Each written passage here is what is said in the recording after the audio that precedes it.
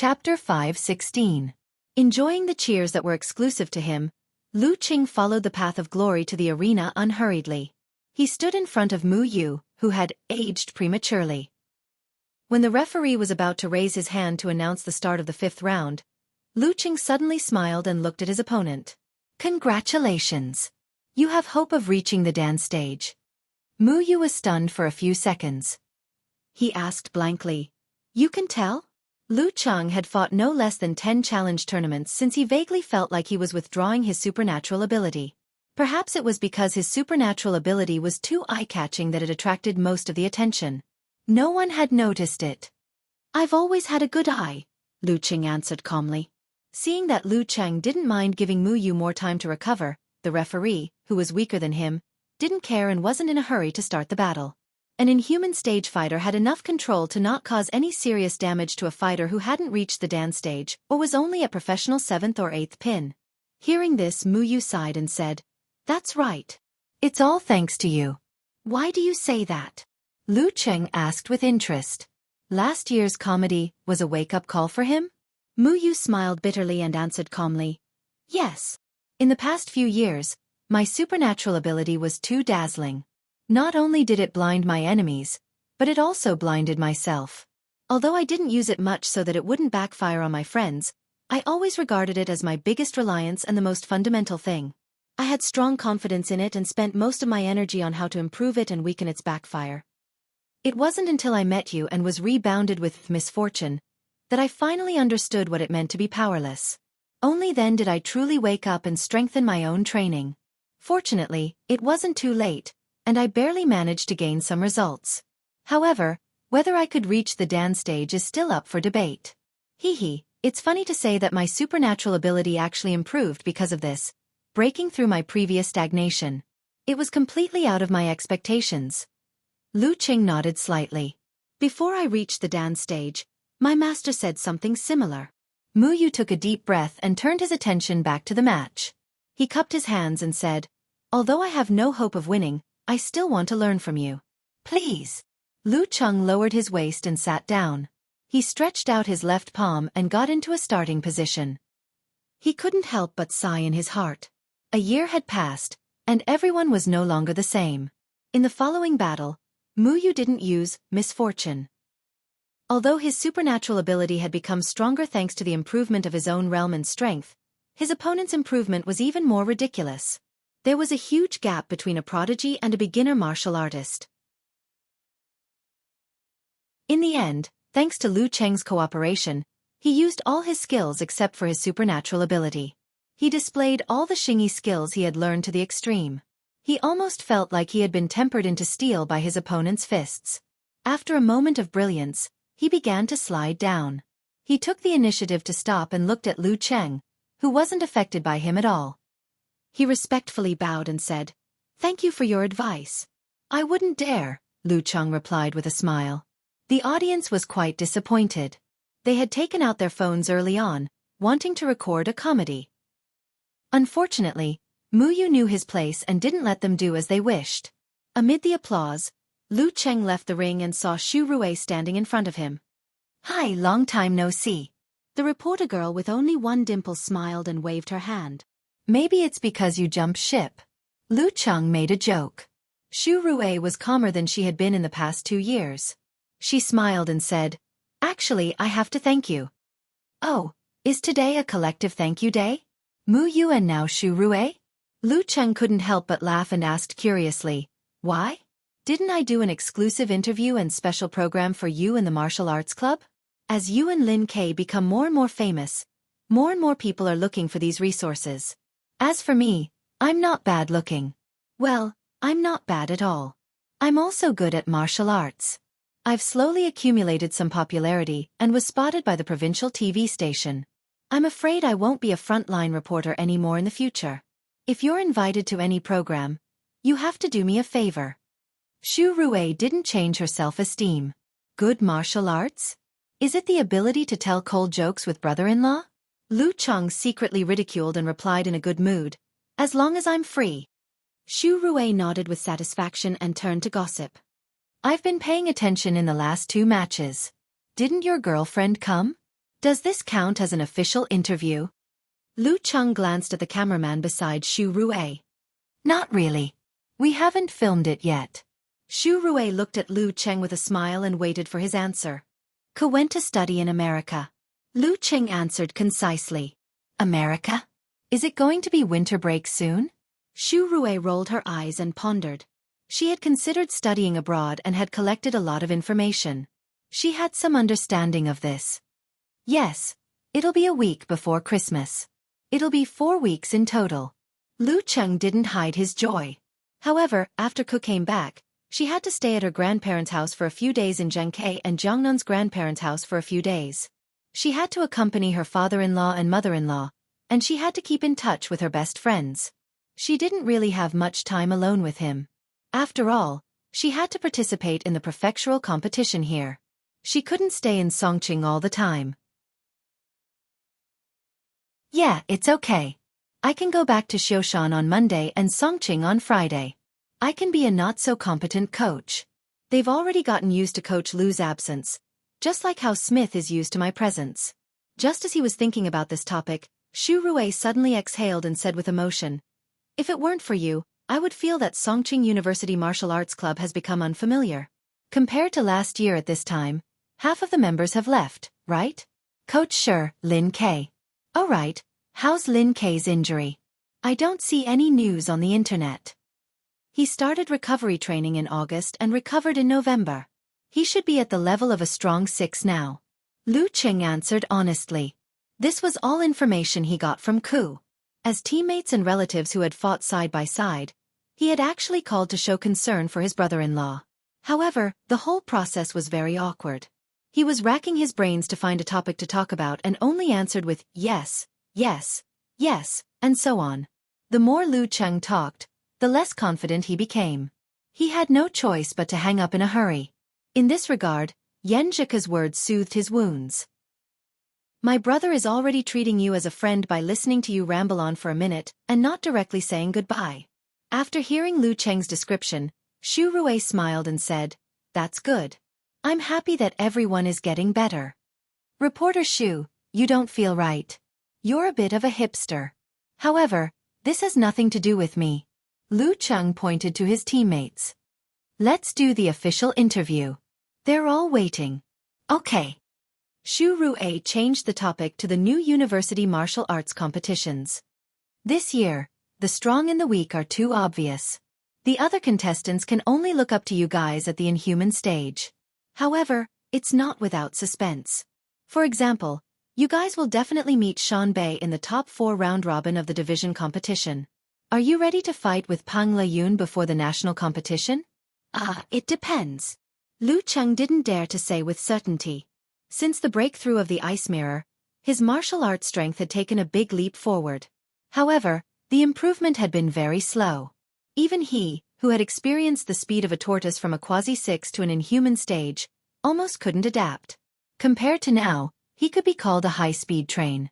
After more than 2 months, he had only become slightly stronger. According to the data, except for the freaks like the Living Buddha and the Warrior Sage, most of the mighty ones with physical invulnerability were in a similar state when they were at the inhuman stage. Therefore, the earlier he reached the high pin and the more time he had to reach the physical invulnerability stage, the higher his chances. Well, I feel like I haven't settled down enough. While Xu Ruei was interviewing Lu Cheng, the Shannon University team returned to the locker room after a short post-match interview. Lin Xiaoji carefully entered the bathroom. She took off her clothes and all her protective items, leaving only the collarbone necklace on her neck. She turned the tap to release hot water. While waiting for the temperature to rise, she held the sky-shattering Ho pendant with Lu Cheng's name engraved on it in one hand and put her hands together in front of her, chanting. After the ceremony, the temperature of the water was just right. She walked under the shower and felt her body instinctively relax. After a while of fear, Lin Xiaoji finished the shower without any mishap. Just as she was about to put on her clothes and go out, she suddenly heard the sound of footsteps and Jean Dolly's shout from the opposite side. What's wrong? Lin Xiaoji raised her voice and asked. Nothing, I just did a split. Jean Dolly replied with annoyance. Poor thing. Lin Xiaoji nodded her head sadly and covered her mouth to show sympathy. After a few seconds, She finally couldn't help but laugh out loud. Believe in Lu Cheng. Avoid bad luck. Whoever uses it knows. After that, Songqing University's journey was smooth sailing and they advanced triumphantly. Under Yan Zheka's witness, they once again entered the top 4 round robin. Their first opponent was the Shanbei University Martial Arts Club. On Christmas afternoon, Lu Cheng, who was pretending to be a couple but actually a couple, suddenly felt his phone vibrate. He picked it up and saw that it was from Priest Pang Leyun. Lu Cheng whispered to Yan Zheka, then picked up the phone. "Hey, Priest, how come you're free to call me?" Pang Leyun smiled. "I just wanted to let you know that I probably won't be in the next match. We'll fight again in April next year." "To settle down?" Lu Cheng asked thoughtfully. "Aren't you there too?"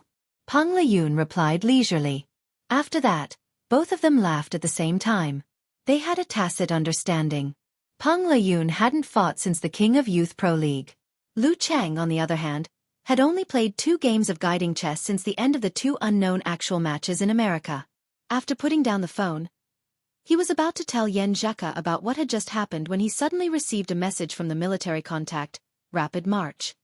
"There's progress on the wholeness formula. P.S. Looking for a recommendation on Monday."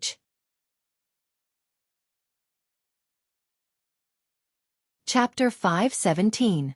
Lu Cheng perked up when he heard that there was some progress on the wholeness formula. He immediately sensed that something was amiss and quickly typed, "Is there anything missing? Otherwise it wouldn't be progress, but already in his hands. Also, he must have something else to say to me at this juncture." Rapid March replied quickly, "The wholeness formula doesn't belong to the extreme Hadu sect. It was coincidentally obtained by Muko Yamashita when he was buying an antique. After a few months of hard work, he finally relented and was willing to accept the proposal of exchanging the swordsman formula for the wholeness formula. However, there is a condition. He wishes to challenge you to a duel in a private setting with no spectators. Both parties will appoint a referee. He chooses the venue and you decide the time, but it's best if it's within a month. A few months of hard work." Lu Cheng suddenly smelled a thrilling scent when he saw these words. Although it was an equivalent exchange in the end, Muko Yamashita must have gone through a lot of scheming and espionage to agree. It definitely wasn't as simple as it seemed on the surface. During the King of Youth Pro League, I was already able to defeat Muko Yamashita even before I reached the inhuman stage. Now that 4 months have passed and it's obvious that I've stabilized, he still dares to challenge me. I'm afraid he must have encountered something else and is more confident." After a few seconds of silence, Lu Cheng replied quickly, "All right then. Let's do it on the 20th of January. To be honest, this interrupted his consolidation and accumulation of strength midway and left him lacking in his state of mind. However, gathering the 9 words formula was more important than healing his master's old injury and Ku's health. He was willing to compromise for this. Besides, when I go to America in February to spend the new year with Ku, I'll start looking for opportunities to challenge grandmasters of martial arts as a warm-up for the nationals in April. It's fine if it's half a month earlier." Rapid March replied concisely, "Then I'll pass on your message to Muko Yamashita." Lu Cheng put down his phone, condensed his voice, and shared the 2 matters with Yan Zheka. Muko Yamashita has some confidence now. The girl stirred the milk in her cup thoughtfully. But choosing a private setting and rejecting the spectators shows that he's not that confident. This matter would be arranged by the military. The referee would most likely be a physical invulnerability mighty one, so she was relatively assured. "I think so too." Lu Cheng laughed and said, "If he doesn't improve, I won't be interested in fighting with him again." He did not mention that it had interrupted his meditation. "Yes. You still have to be careful of the location he chooses. The home field advantage is no joke. I'll help you find out which environment is most suitable for the martial arts of the extreme Hadu sect." Yan Zheka analyzed excitedly. In the end, she pounded the table lightly and said, "How infuriating. I can't watch the fight live. Cheer for my Cheng. That's why I set the date after you start school." Lu Cheng said with a smile, "We can't waste our time together. You don't even blush when you say mushy things now." Yan Zheka deliberately widened her eyes and said, "Just like how a certain someone is becoming more and more natural when talking dirty." Lu Cheng teased, preparing himself for a beating. I didn't. Yan Zheka was both embarrassed and annoyed. She turned sideways and elbowed Lu Cheng with the strength of a kitten. Since they were in a public place like the dessert shop, she stopped flirting and turned to look at Lu Cheng. Cheng, I think the wholeness formula is a clue. With the military and resources over there, if there are any remaining 9 words formulas in China, they should have already been found. There have been too many periods of war in our history. It's normal for things to end up in Japan, Korea, Miluo, and other places with similar cultures. She could see that Lu Cheng cared a lot about the 9 words formulas. Naturally, she wanted her husband to get what he wanted. That's true. When I go to Japan this time, I'll communicate with the military. It'll be much better than me doing it alone. Lu Cheng had long realized the limitations of a martial artist. Without a corresponding supernatural ability, professional matters should be left to the professionals. The young couple chatted happily on this topic until the evening when Gu Shuang called. They went to meet up and taste the pot dish recommended by this local tyrant. It came from Guangnan and had been localized and improved. It was quite suitable for the taste of Gaofan people, but there were not many who could do it well. Yes, Lu Cheng and Yan Zheka came to Gaofan yesterday to spend Christmas Eve. In the small private room, Gu Shuang took off her black down jacket and fixed her wavy hair. She sat down and snickered at the couple. Should I say Merry Christmas Eve? It was Christmas Day. Yan Zheka's pretty face flushed red. She pretended not to care and snorted. Didn't you spend Christmas Eve with your boyfriend? No, I broke up with him yesterday. Gu Shuang answered with a smile, not a hint of sadness. She wore light makeup and seemed to have done some makeup. Her eyes were more delicate and charming than before. So soon? It's only been 2 months, right? Yan Zheka blurted out in surprise. I don't feel anything for him anymore. He's not enough for me to stay for long. Gu Shuang seemed to be talking about going to the supermarket to buy fruits. Lu Cheng was speechless. He couldn't understand her world. He's not manly. He likes to hang around me, but he's not romantic at all. He's not like your Cheng, who rushed to America to celebrate your birthday and give you a surprise. Sigh, comparisons are odious. Gu Shuang skillfully changed the topic to Yan Zheka. December 9th was the girl's birthday. Since she was going back to China for the holidays, and Lu Cheng had only left America at the end of November, they agreed to have a video call and express gift. However, Lu Cheng secretly booked a ticket. After the competition on December 7th, they set off again the next day. After more than 10 hours of bumpy flight, they landed in front of a confused Smith. Yan Zheka didn't notice because there was internet access in the cabin. On the day of her birthday, she was surprised to see that Lu Cheng's background was her own lawn. While feeling touched and happy, she mercilessly punished Lu Cheng for his prodigal behavior. She punished Lu Cheng until he was beaming with joy. She also showed off their affection in her circle of friends and on Twitter, which made Gu Shuang and Song Li both envious and amazed. It was said that Du Liu lamented other people's children many times because of this. What surprise! It's more like a shock. You don't listen to me at all and act on your own. Yan Zheka rolled her eyes at Lu Cheng happily. This was also what she said when she showed off their affection. Girls really don't mean what they say sometimes. Well, men are the same. Lu Cheng tried his best to remain silent while the two girls were chatting. Just then, there was a knock on the door. Gu Shuang clapped and laughed. The food is here. I'm starving. After that, she shouted to the outside, You can come in. With a creak, the door of the private room opened. A well-dressed and average-looking boy appeared. He looked at Gu Shuang with bloodshot eyes. Shuang, why did you break up? Why are you here? Gu Shuang frowned. She got up and tried to push the boy out of the private room. Didn't I tell you? I don't feel anything. I don't feel anything anymore. The boy stared at Gu Shuang and muttered to himself. But everything was fine the day before yesterday. Did I do something wrong? I seem to be watching a melodramatic scene play out in front of me. Lu Cheng laughed and shook his head. He turned to look at Ku, only to see her face full of disappointment. She almost covered her face and sighed. The couple really couldn't interfere in this kind of thing. They didn't know how to either. After arguing for a while, Gu Shuang saw that the boy was difficult to deal with. She put on a serious face and said, You go back first. We'll talk tomorrow. Seriously, you're disturbing my mood for dinner. Tomorrow. The boy was absent-minded. His eyes suddenly showed some evil. I didn't believe what others said about you. I always thought you were a very simple and kind girl. It turns out you're just playing around. You don't have feelings at all. After listening to him, Gu Shuang's face turned cold. She replied with disdain. Yes, I'm that kind of person. Bitch, you bitch. The boy suddenly took out a dagger from his pocket and stabbed it between Gu Shuang's chest and abdomen. The polished metal reflected a cold light under the lights. At this moment, the world seemed to slow down. Extreme fear emerged in Gu Shuang's heart. She couldn't dodge and could only watch the dagger get closer and closer. Her mind seemed to be able to imagine the severe pain that would follow, and the scream in her throat was ready to be released.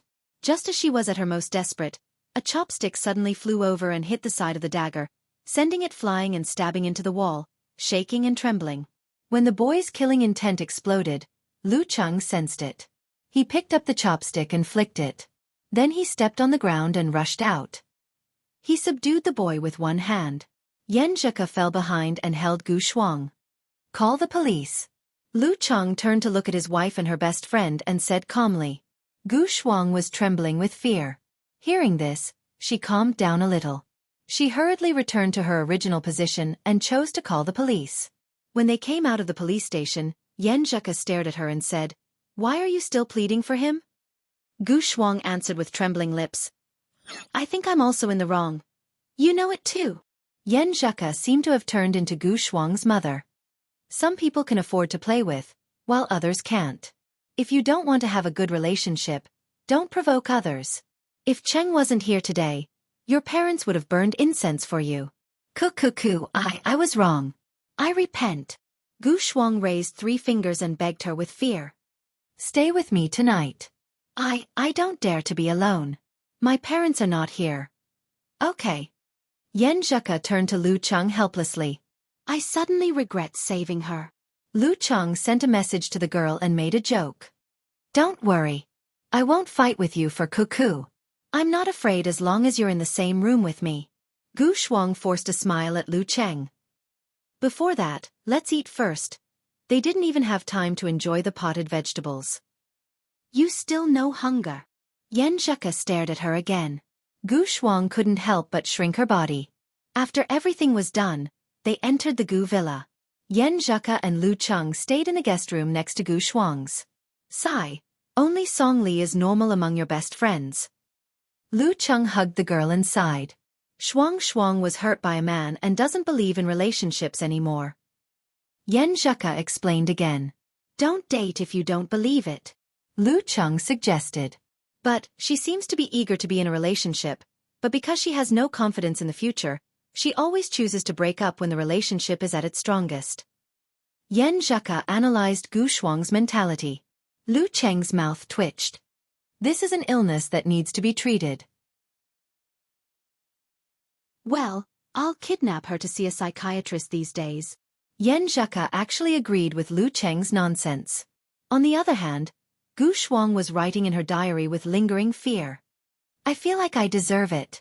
I have to pay attention to my breakup strategy in the future. Well, I have to let the boy initiate the breakup. When the time comes, he'll become more and more stubborn, clingy, unreasonable every day. I don't believe any man can stand it. The next day, she told her best friend her thoughts. Yan Zheke only asked one question, which made her speechless. What if there really is someone who can stand it until you can't pretend anymore? Then I'll accept it. After a long time, Gu Shuang answered blankly. This episode didn't affect Lu Cheng. The round robin of the top 4 began as usual. Songqing University won 2 and lost 1. Once again, they qualified for the national competition as the second place. Yan Zheke returned to America in mid-January to prepare for the upcoming new semester. Before they knew it, it was already the 19th of January.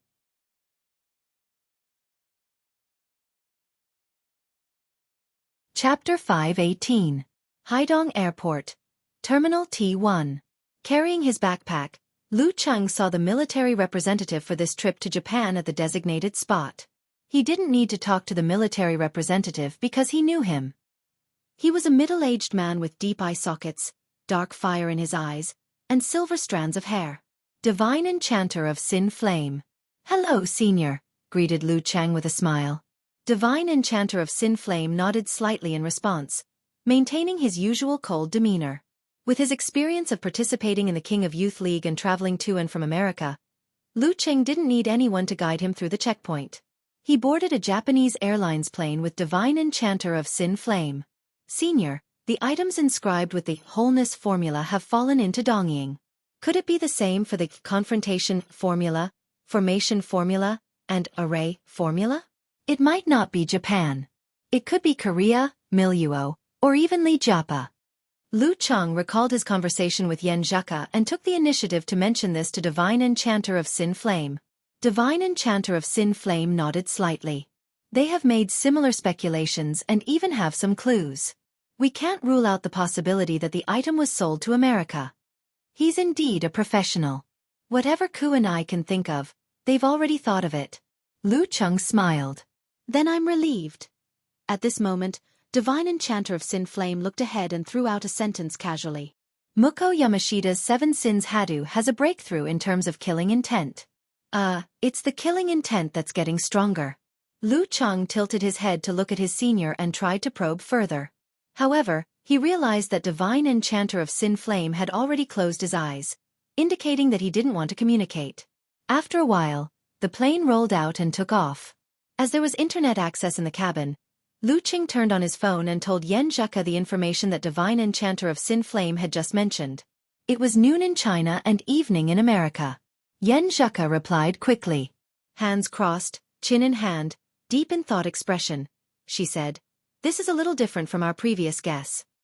According to her and Lu Cheng's initial guess, for a martial arts sect that worshipped extreme ideologies and emotions, places with spiritual symbols could stimulate a martial artist's potential and allow them to perform moves that they wouldn't normally be able to complete. Therefore, Muko Yamashita was likely to choose the highest dojo of the extreme Hadu sect or a shrine that symbolized a certain Japanese will.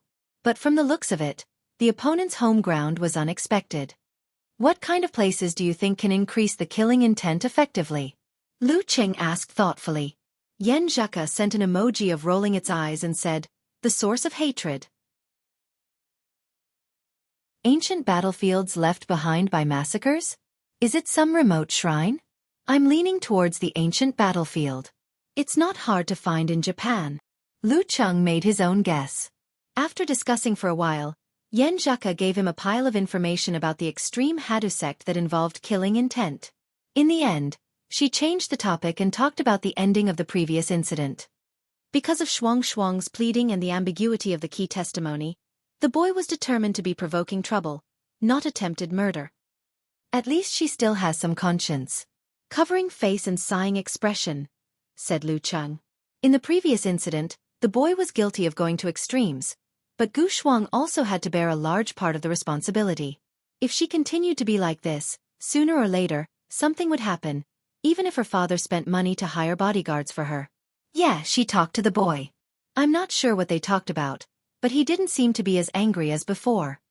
Yen Zhaka replied, "Sometimes, I want to study psychology and pull Shuang, Sister Jingjing, and my brother back on the right track. Especially that brat. Every time I'm so angry that I want to cut ties with her, but I also feel that I shouldn't give up on her. Sai, Cheng, why do you think there are so many mentally ill people around me?" "Maybe it's to accumulate good karma." Lu Cheng couldn't explain this phenomenon. After chatting for more than half an hour, Yen Zhaka said good night and fell into a deep sleep. Lu Cheng buried his head in the information and the videos he downloaded in advance. He didn't neglect the battle at all. During this process, the Divine Enchanter of Sin Flame opened his eyes and glanced sideways. He seemed to be talking to himself and sighing. "You guys are so good now. Decades ago, it wasn't easy to get the details of the enemy.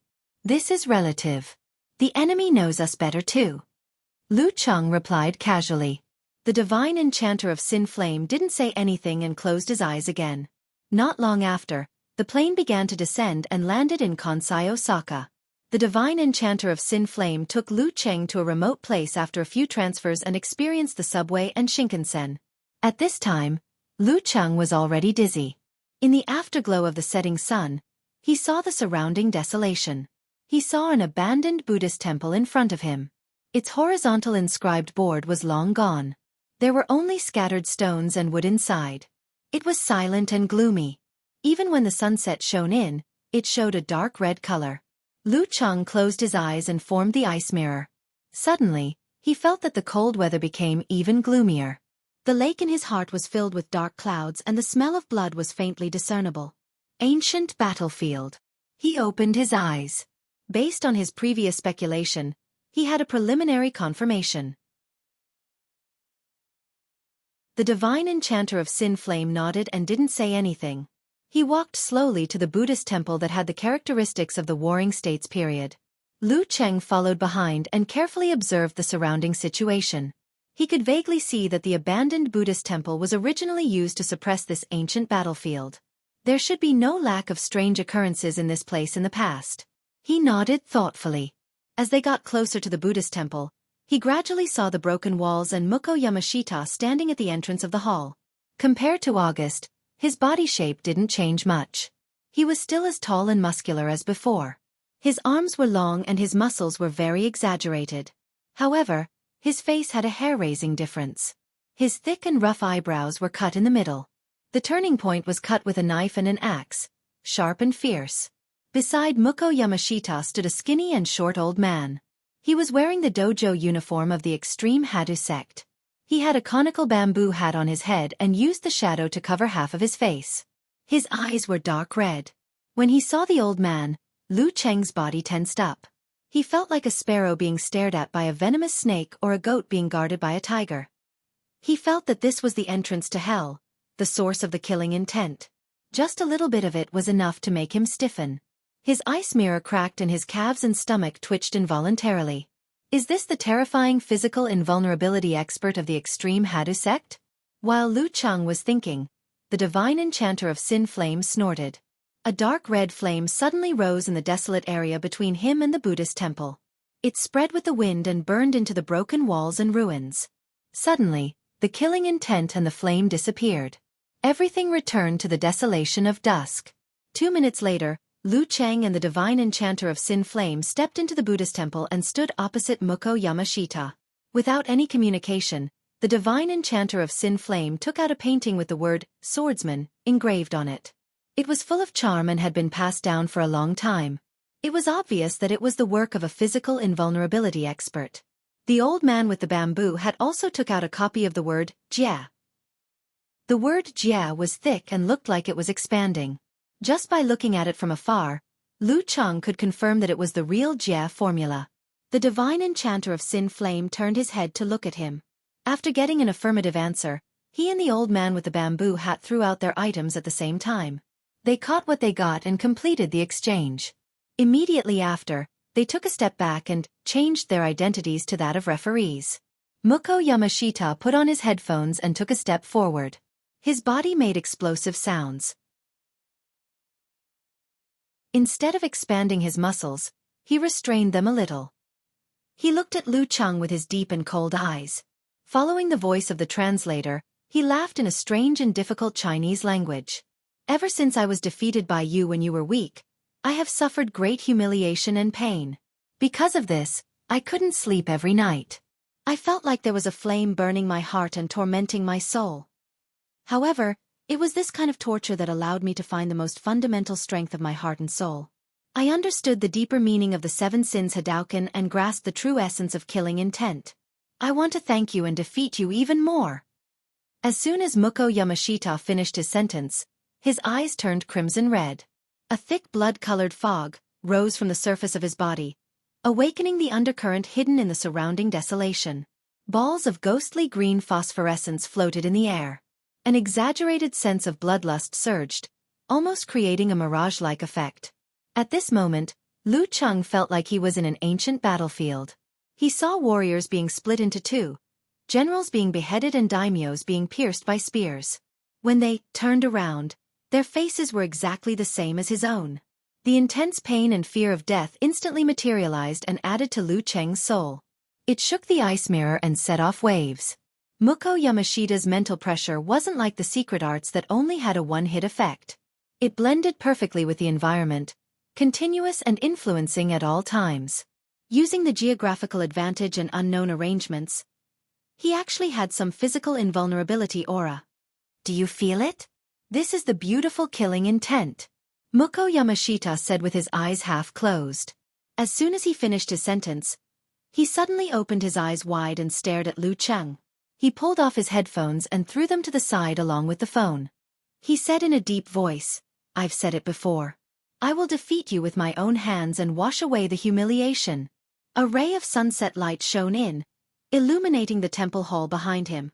It wasn't worshipping Buddha, but a blood-red Asura with 3 heads and 6 arms. P.S. Please recommend meal.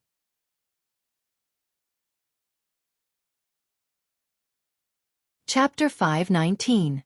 Begin. The moment the sunset shone into the temple, 2 voices sounded at the same time. One in Chinese, the other in Japanese. With a bang, Muko Yamashita's burly and muscular body was magnified in Lu Cheng's eyes. That pair of sharp broken eyebrows were clearly visible. There was still a remnant of his figure at the entrance of the Buddhist hall that he was originally standing at. Along the way, the red fog dragged along. The stone slabs and messy obstacles on the ground were all split into 2. The cut was smooth and clean, as if it was made by a divine weapon. Lu Cheng's scalp went numb and his hair stood on end. He was caught off guard by the enemy's flash attack. He couldn't dodge or retreat, nor did he have the time to use a simplified version of physical invulnerability or force concentration to block it. According to the videos he watched, even the experienced inhuman mighty one of the extreme Hadu sect wasn't at this level. Was it because of the uniqueness of his killing intent, or was it because of the environment? In the blink of an eye, the ice mirror rippled slightly. Lu Cheng, who was resisting the invasion of fear, took control of his body and circulated his qi and blood to stimulate a few special parts, skipping the rest of the process. Simplified encountering gods in the void. Fighting formula. Crack. He suddenly grew taller, and the cracks under his feet were like an earth dragon, spreading rapidly in all directions. At the same time, he shook his shoulders, and the muscles on his arms protruded with dark green veins. With a bang, he swung his elbow upwards, barely blocking Muko Yamashita's forearm, hammering with the momentum of flash. In that instant, the surrounding wind seemed to have stopped. The moving sunset seemed to have solidified. Even the desolation, pain, and killing intent dimmed. Only a pair of small fists with bulging muscles became the core of heaven and earth. One was greenish-black. The other was crimson. Both were slightly deformed, and the feeling of power and destruction was overwhelming. Boom! The pure collision of flesh created a sound like a bomb exploding. Lu Cheng's arm rebounded and his body leaned back. He took 3 steps back, each step leaving a clear mark. Even though he had used a simplified version of the fighting formula, he was still at a disadvantage against his enemy's flash strike. He couldn't neutralize that terrifying force. Muko Yamashita swayed on the spot. He wasn't in a hurry to follow up with a combo attack. Instead, he quickly turned the red mist into red light. Wrapped in a thick murderous aura, he threw a punch forward, dragging a terrifying giant scythe behind him as he ruthlessly slashed at his opponent. As the scarlet light spread, a sinister wind swirled behind Lu Cheng, twisting into a headless black figure clad in chainmail and wielding sabers in both hands. It was blurry and unreal. With its head hanging on its chest, it raised its tachi above its head and made a slash facing the wind, forming a pincer attack with Muko Yamashita. All of this was silent and breathless. It was as if there was a chill hidden in the north wind that even the dance stage expert's absolute reaction couldn't detect. Who would have thought that Muko Yamashita, who used the 7 Sins Hadouken, would be able to summon a helper? Lu Cheng's senses were sensitive. His ice mirror reflected his surroundings and only saw the buzzing behind him. There was an abnormality in the magnetic field. He immediately raised his guard and redirected his qi and blood to his lower abdomen, stopping his retreat in time. He sat firmly on the golden chariot, grasping the distance perfectly. After a short moment, his dance stage erupted. His legs swelled and he took advantage of the momentum to jump half a step forward. Lowering his waist and abdomen, he swung his left fist. Wearing the heavy Emperor Yen glove, he struck the blood-colored scythe head-on. Boom! Clouds of crimson mist splattered, all ignited by flames. It was a spectacular sight to see a rain of fire, devouring and eliminating the sinister and evil aura nearby. The Tachi of the headless general behind Lu Cheng was only a few grains away from hitting his opponent. It was so stimulating that Lu Cheng's back broke out in goosebumps. The blurry black shadow helper seemed to be imprisoned on the spot and couldn't move forward. The strike missed and dissipated indifferently. At this moment, Muko Yamashita's body swayed again.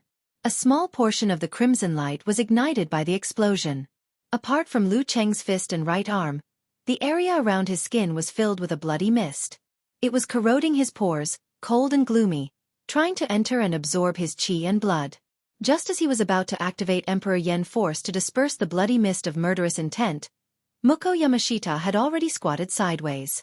Lowering his shoulders, he raised his left fist and rushed towards the sky like a burning rocket, fast and urgent. Lu Cheng straightened his back and leaned back slightly in an instant. He felt the strong wind from his opponent's fist brushing past his face, stinging like a knife. Following which, like a spring, he straightened his back and returned to his original position. Taking advantage of the momentum, he punched towards Muko Yamashita's waist, not giving his opponent a chance to change his moves. At this critical juncture, Muko Yamashita's eyes were bloodshot and cold as usual. Following the upward rush of the fist, he jumped up, swayed his waist and bent his knee to the side. With a bang, he blocked Lu Cheng's crushing punch. Using the momentum, he spun around and swept his leg horizontally, creating a blood-red tornado. One kick after another, going back and forth continuously, with endless ferocity. Bam bam bam. Lu Cheng's ice mirror reflected. Raising both arms, he kept blocking in front of him. Amidst the crisp sounds of his joints being pulled back, he defended steadily and retreated in an orderly manner. However, during this process, he was slightly alarmed to feel that his body's functions seemed to be eroded by the bloody mist of murderous intent. It started to deteriorate slowly, but he couldn't free his hands to perform force concentration to dispel the effects. Muko Yamashita's murderous version of Seven Sins Hadouken blended perfectly with the special environment. If this goes on, I'll be in danger today, Lu Cheng suddenly realized. He tried to interrupt his opponent's rhythm and find a chance to catch his breath. However, Muko Yamashita, who had fallen into the murderous intent, connected his moves tightly. His attack power was terrifying. He was as crazy as an evil spirit, as bloodthirsty as an Asura. When the blood whirlwind was about to end, he immediately swung his arms and threw out a ball of crimson red, playing a remote duel with Lu Cheng. You're a Hadouken. I'm a fireball. You're a blood ball. I'm a ray of cold light. Compared to August, Muko Yamashita's Hadouken was already at his fingertips. He could perform it as he wished as long as his posture wasn't awkward. After catching his breath, he once again overlapped with the three-headed, six-armed, crimson Asura statue in the temple hall behind him. Once again, he left behind a trail of afterimages and crimson fog. Flash appeared near Lu Cheng. He repeated the process from before, as if he wanted to use this crazy attack and the corrosive effect of the blood fog of murderous intent to completely defeat his opponent.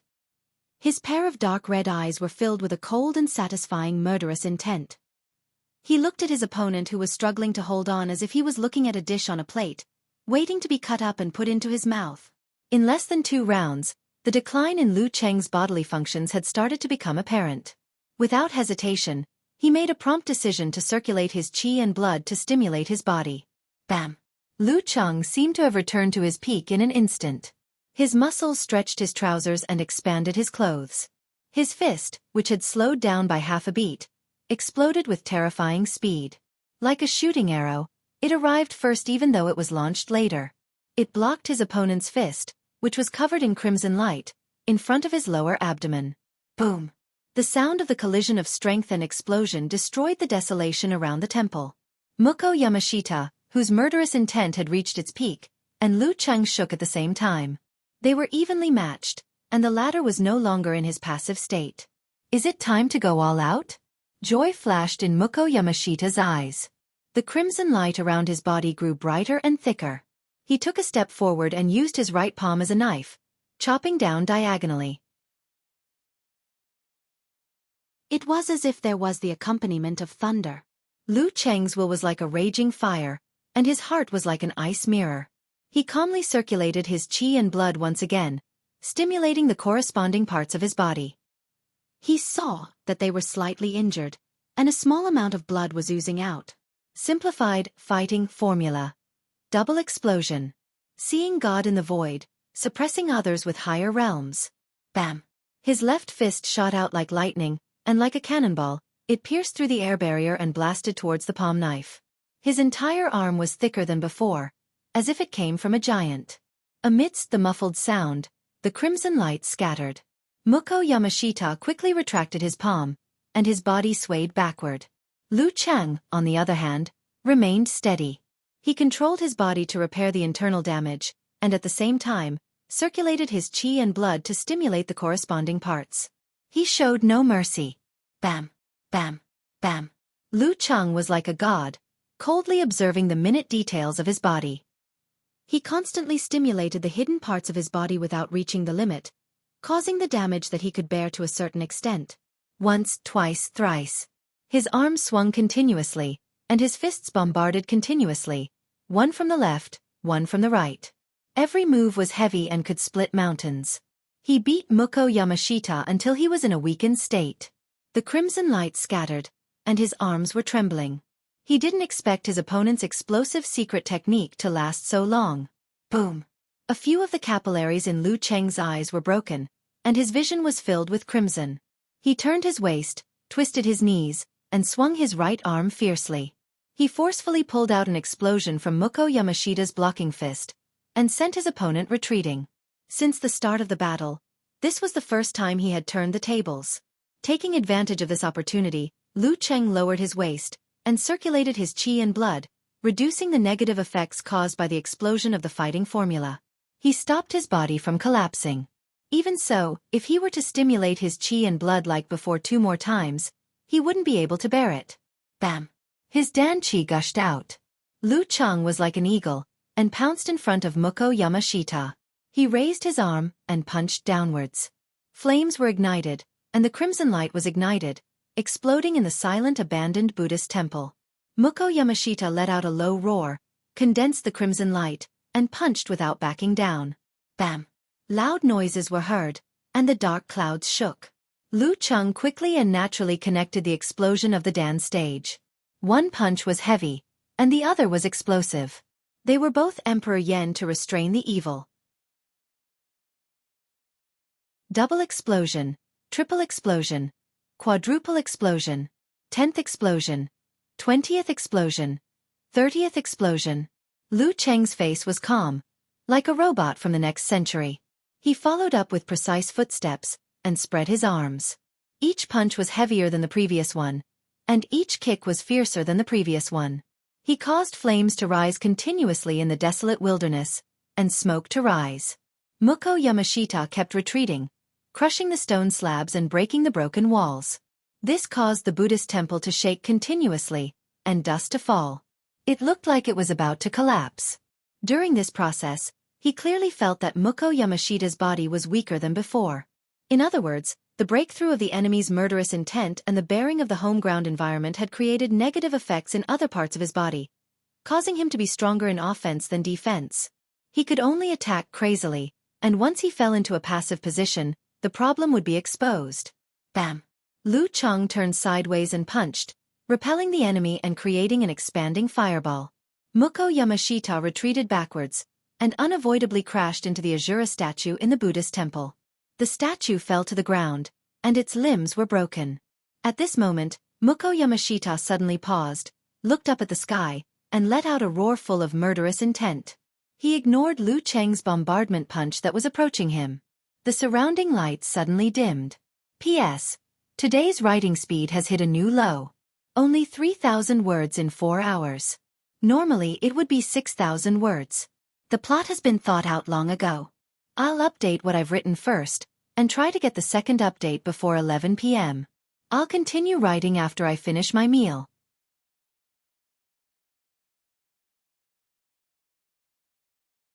Chapter 520. Following that furious roar filled with murderous intent, the pain and fear that had been affecting and suppressing Lu Cheng's ice mirror suddenly rolled in and dissipated. The surrounding light dimmed eerily, as though dark clouds had risen from the ground. Gusts of chilly wind blew. The wind howled and condensed, pouring into Muko Yamashita's body in an instant. An exaggerated repulsive force expanded outwards, forming an invisible barrier. Boom! Lu Cheng's punch landed. Red and white flames rolled out, dispersing the invisible force field. However, this was only half done. The further his fist moved, the slower its speed became. It was as though he had fallen into an invisible swamp. In the end, he couldn't move an inch, suspending half a foot in front of his opponent's abdomen. Everything seemed to have frozen. Once the force field was retracted, the magnetic field behind Muko Yamashita distorted, revealing a blurry black shadow that was holding a blade with both hands and hanging in front of its chest. Its body was burning with blood-red fog. It took a step forward and truly overlapped with Muko Yamashita, no longer distinguishable. The dark and gloomy Buddhist temple and the desolate wilderness suddenly brightened up, bearing the fiery glow of the sunset. Some parts were flowing with gold, while others were dazzling red. The red glow didn't just come from the horizon, it also came from Muko Yamashita. He was like a general soaked in blood, locking his gaze on Lu Cheng. At this moment, Lu Cheng suddenly felt a sense of danger. It was as if he was facing an existence that could seriously injure him. From the electric current in his tailbone caused by the absolute reaction, to the clear and accurate reflection and judgment of the ice mirror, to his supernatural ability to foresee the future in a short period of time, all of them were clamoring for him to dodge quickly and avoid the sharp edge. He didn't want to face the terrifying attack head-on, so that his body wouldn't be damaged. Muko Yamashita's attack that was about to explode was definitely stronger than the sure-kill Seven Sins Hadouken. It was a killer move that he had to use a special environment and preemptive preparation to complete. And it could only be used once. Lu Cheng's body jerked instinctively. His muscles and fascia were accumulating strength, ready to spring out. This allowed him to leap 10 to 20 meters, causing his opponent's ultimate attack to miss and truly turn the tables. But at this time, a few incoherent thoughts flashed through his mind in an instant. This should be the extreme Hadouken, which was similar to the Shura kill of the physical invulnerability experts. After the attack was launched, the speed would increase, and the power would increase with the accumulation of kinetic energy until it exceeded the effective range. With Muko Yamashita's current level, even if he had a breakthrough in his wave of killing intent, even if he had other support, he wouldn't be able to unleash the full potential of this move. He had just taken 30 blows of Emperor Yen force combined with the eruption of his Dan Qi. Even if his killing intent could eliminate, neutralize, and defend against most of the explosive impact, the accumulated injuries would not be light. His body's endurance had decreased. His offense was strong, but his defense was weak. If I were to fall back into the previous situation, I wouldn't be able to use the encountering gods in the void, self-reflection to consecutively unleash the simplified fighting formula to turn the tables. At that time, his bodily functions would be eroded by the killing intent, and the outcome would be irreversible. In a split second, Lu Cheng didn't think too much about it. He didn't hesitate and made a decision in an instant. He trusted his own knowledge, vision, and experience. He didn't blindly follow absolute reaction, ice mirror, and supernatural ability. Bam! He suddenly pushed his feet inward, shaking the foundation of the Buddhist hall a little. In his mind, he had already visualized the heavy, scorching Emperor Yen with a simple crown. The fire force in his body accumulated layer by layer, continuously compressing and condensing into a small ball, blazing white and returning to blue. As the fire force that had undergone mutation at the inhuman stage was heavier, purer, and more condensed, the process was relatively fast and didn't take much effort. Following which, the god of fire Zhurong, who had the head of a beast and the body of a human, stepped through the void, controlling the highly condensed ball of fire and preventing it from exploding. The red fog around Muko Yamashita, as thick as blood, emitted a bright red light, enveloping him completely. As his fist charged forward, it slashed out with a swoosh. It was like a giant scythe from the sea of blood, hell, or the Grim Reaper. Compared to the Seven Sins Hadou fist, this strike was much sharper and filled with murderous intent, as though it could cut everything in its path into two. Seven Sins Hadou fist's killing intent, a Jura kill. As soon as the bloody light appeared, Lu Cheng completed the seemingly complicated but smooth movements of twisting his ankles, twisting his knees, twisting his hips, wrapping his waist, and other movements. He swung his arms, holding a faint blazing white light in his hands. His fist fell from the sky, heavy, strong and ferocious. Emperor Yen Force. Internal Explosion Fist. Boom. Before the bloody light could accelerate, it was hit by Lu Cheng's fist. Force was injected into it, producing an exaggerated deafening sound. If it wasn't for the cold winter, a flock of frightened crows would have leaped from the roof of the abandoned Buddhist temple.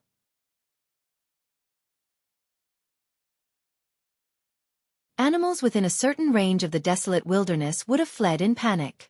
Boom. Explosions sounded continuously and the bloody light shone brightly. Lu Cheng felt a chill seeping into his body. His muscles stiffened, and he was thrown out by the force like a violent storm. He heard many tiny parts of his body shattering and saw multiple internal injuries. The power of one blow was shocking. His consciousness looked down from above, like a deity looking at his body. Lu Cheng controlled the details and controlled his injuries while avoiding them. He switched to a way of exerting force with the least negative effect. He adjusted his center of gravity, bounced in mid-air, and landed steadily. Other than his face being slightly paler than before, his shoes and clothes torn, he didn't show any signs of injury. Muko Yamashita, at the entrance of the Buddhist temple, was trembling slightly. There was even some blood seeping out from the corners of his mouth, eyes and nose. His accumulated injuries were completely triggered by the internal explosion. Lu Cheng believed that his injuries were more serious than his. However, due to their different levels of control over their bodies, it looked like the difference between heaven and earth. At this moment, his eyelids twitched. Muko Yamashita's figure was reflected in his pupils. He raised his hands and was about to form a seal. Wholeness formula.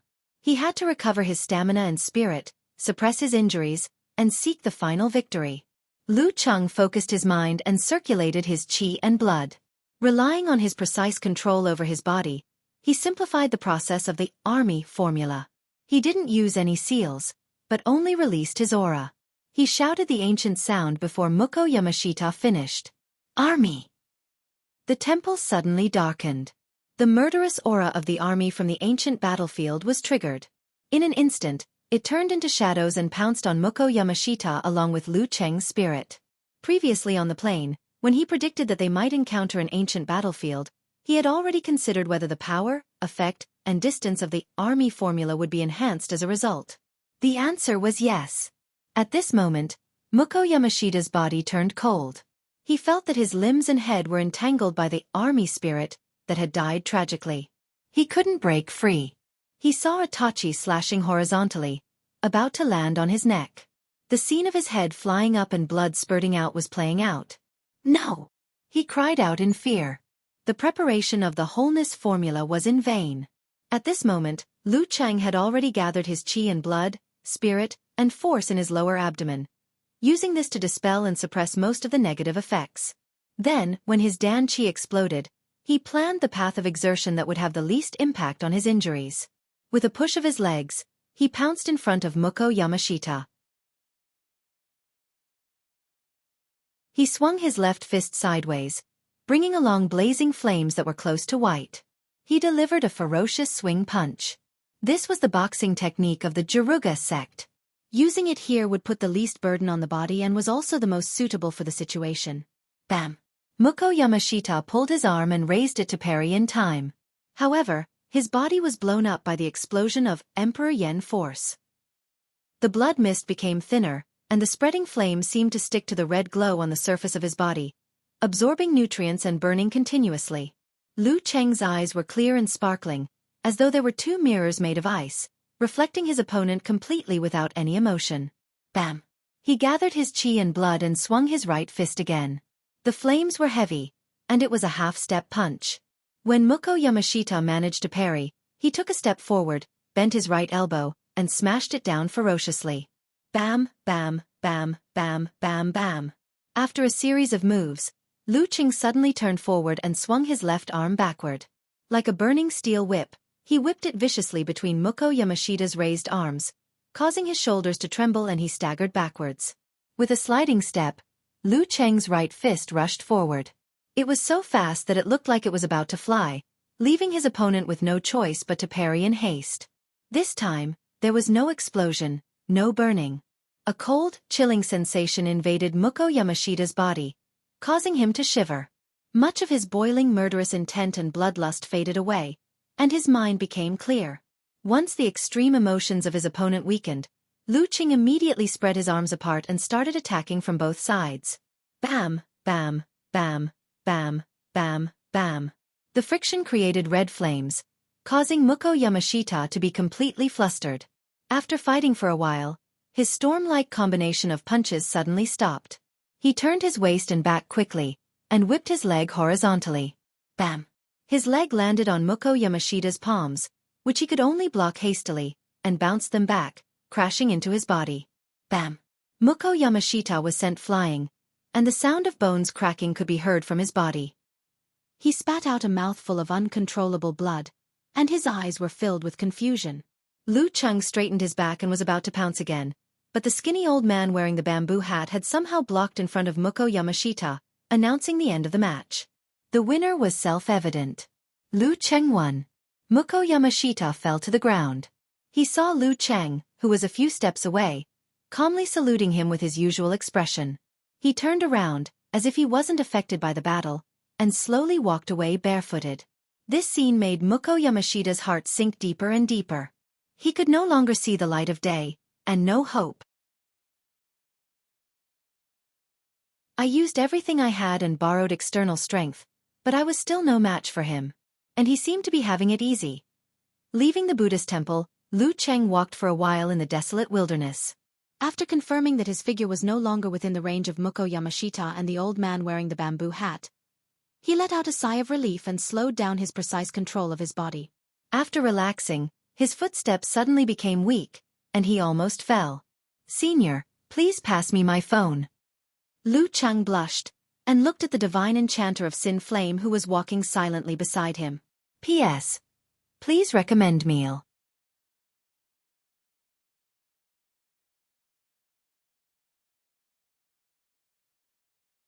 Chapter 521. Inherited from the same lineage. The divine enchanter of Sin Flame finally spoke, giving a brief evaluation of Lu Cheng's previous performance. Lu Cheng could only reply with a dry laugh. He silently took the phone and sent a message to Yen Zhaka. Done. Just as we expected, it's really an ancient battlefield. I'll be able to teach you the wholeness formula in the new year. In Connecticut, America, the night was dark and silent. Yen Zhaka's room suddenly rang with an exaggerated message notification. She opened her eyes in a daze and picked up the phone. Faint dimples immediately appeared on her cheeks. She forced herself to reply with a blushing and smiling emoji and adjusted the settings so as not to disturb her rest. After doing all this, she fell down and turned around. Hugging a small part of the quilt, she fell asleep sweetly. The corners of her mouth seemed to be curled up, as if she was having a pleasant dream. Lu Cheng smiled when he saw the reply. He put away his phone, grabbed his backpack, and found a pair of casual running shoes. He picked up a woolen shirt and put them on slowly. Other than his trousers, which were a little torn, there was no trace of a battle on his body. In public, with a senior expert around, he still had some sense of shame and didn't take off his pants on the spot. He could still wear them anyway. Putting on a down jacket and carrying his backpack, Lu Cheng controlled the healing of his internal injuries and slowly walked forward using only his legs. Just then, the divine enchanter of Sin Flame passed the rubbing of the wholeness formula to him and said in a hoarse voice, "Return it to me when you return to China." According to the boastful words of Shi Jiangwo, his disciple could master any of the 9 words formulas in minutes and leave him far behind. Sure. Lu Cheng didn't find it difficult and accepted the rubbing without hesitation. Along the way, he didn't cultivate directly because he couldn't be distracted. He only carefully observed the ancient shape of the wholeness formula and the essence it contained to get a feel for it. After checking into the hotel that night, he finally had some free time. He sat cross-legged on the bed and placed the rubbings in front of him. He closed his eyes and sketched out the ancient characters while chanting. It was similar to the process of cultivating the 9 words formula in the past. His Jindan was triggered, leading to vibrations and ripples. It was resplendent and took shape, engraving the charm of the wholeness formula into his mind. But this time, it didn't change. Only the corresponding fragment appeared as usual. Jia!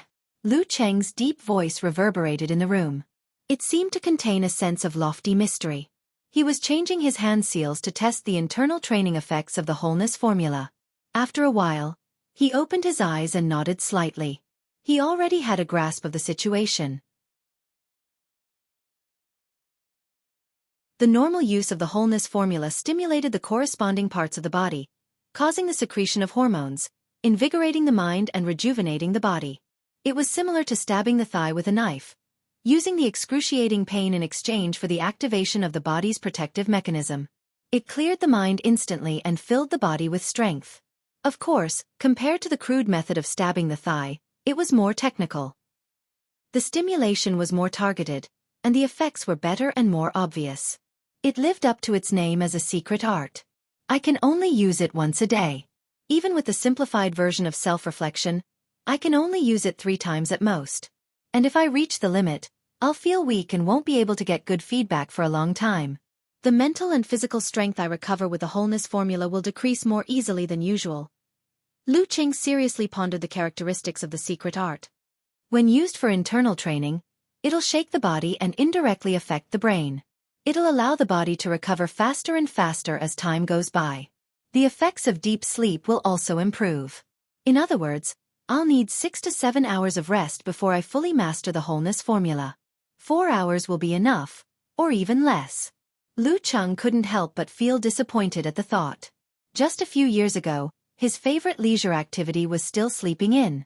Everyone said that it was a waste to sleep in during the holidays. He had always thought that it was a waste not to sleep in during the holidays.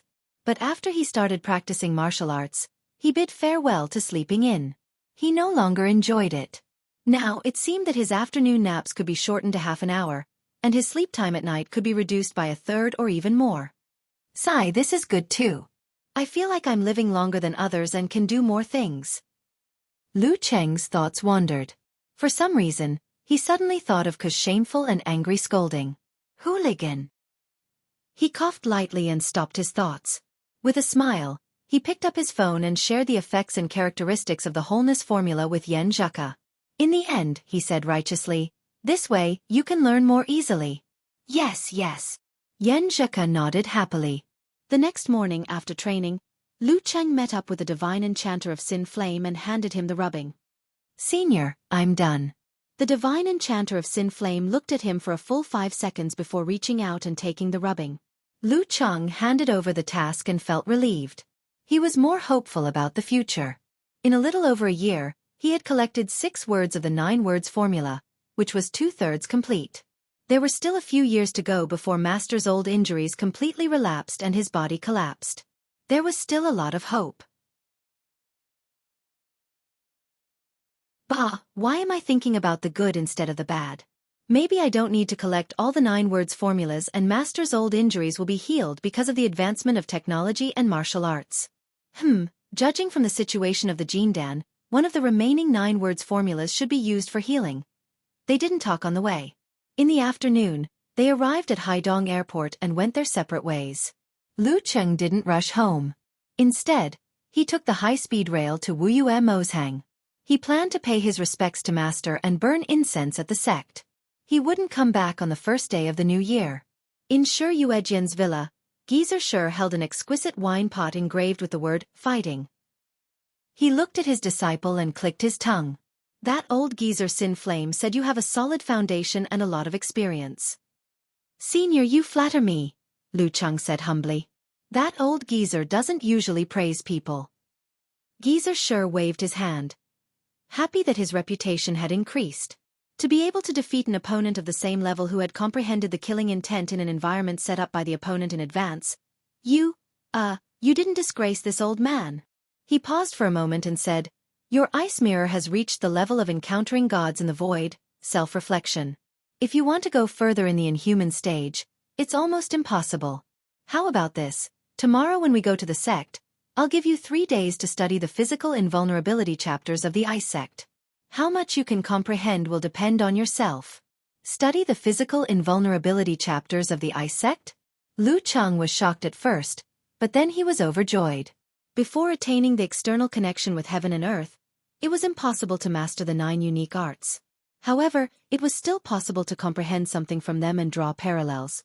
Didn't Peng Liyun imitate and create 2 martial arts by referencing 9 Heavens Ensemble and Thunder from a Clear Sky, Cloudless Thunderblade? Although they weren't simplified physical invulnerability, they were still quite extraordinary. Moreover, they were faster and more suitable for the user. In Peng Liyun's hands, they weren't much worse than Thunderseal or Fiery Thunderbolt. Did Master acknowledge my accumulation and experience? Thank you, Master. Lu Cheng blurted out. Geezer Shi glared at him and said, Why don't I see you thanking me usually? Master, I keep my gratitude in my heart. I only express 1/10 of it. Lu Cheng had learned a lot from Talker, so he tried to diffuse the situation with a smile.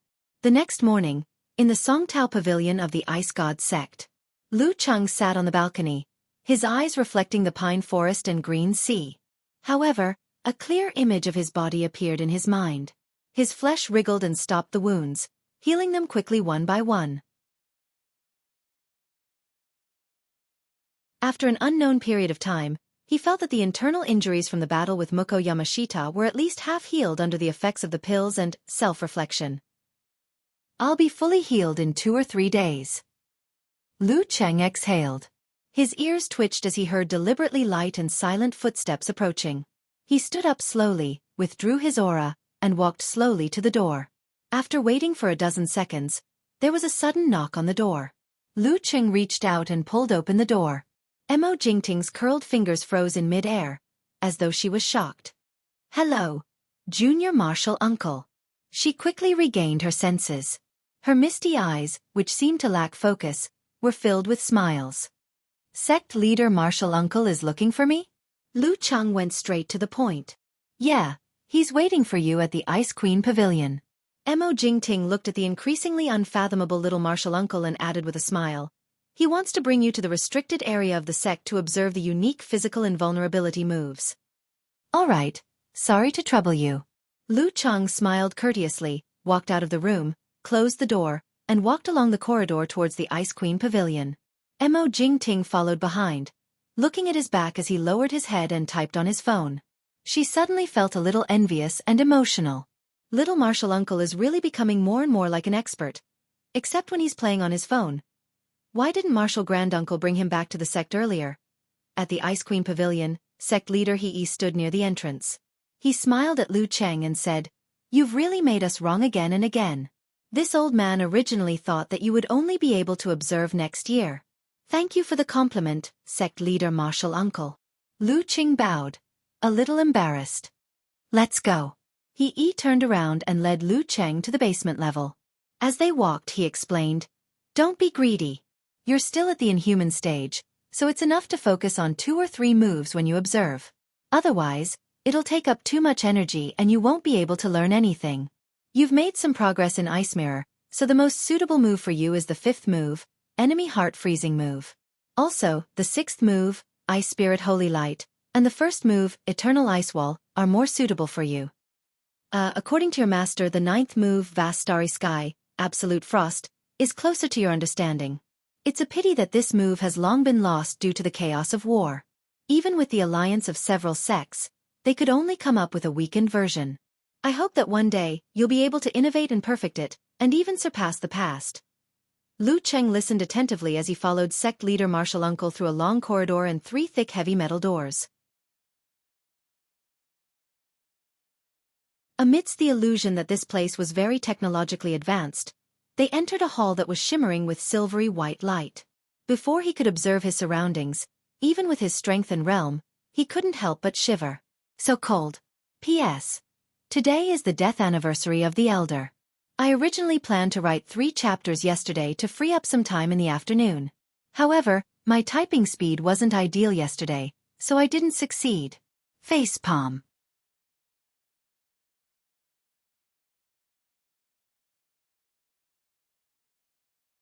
Chapter 522.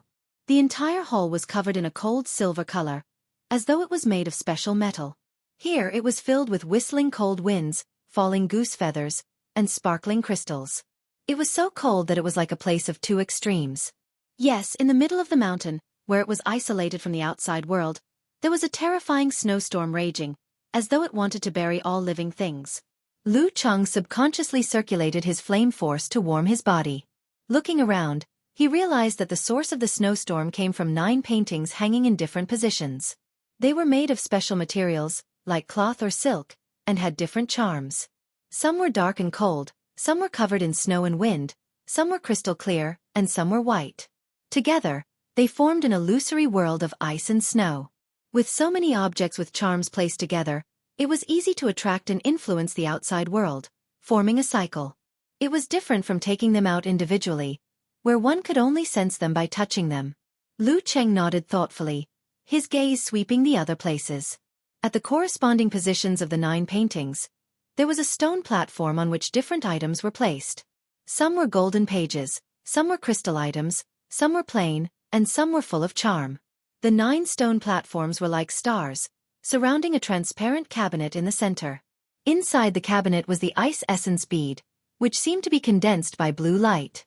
It was also the source of the unusual scene in this place. Different paintings correspond to different visualizations of different unique arts.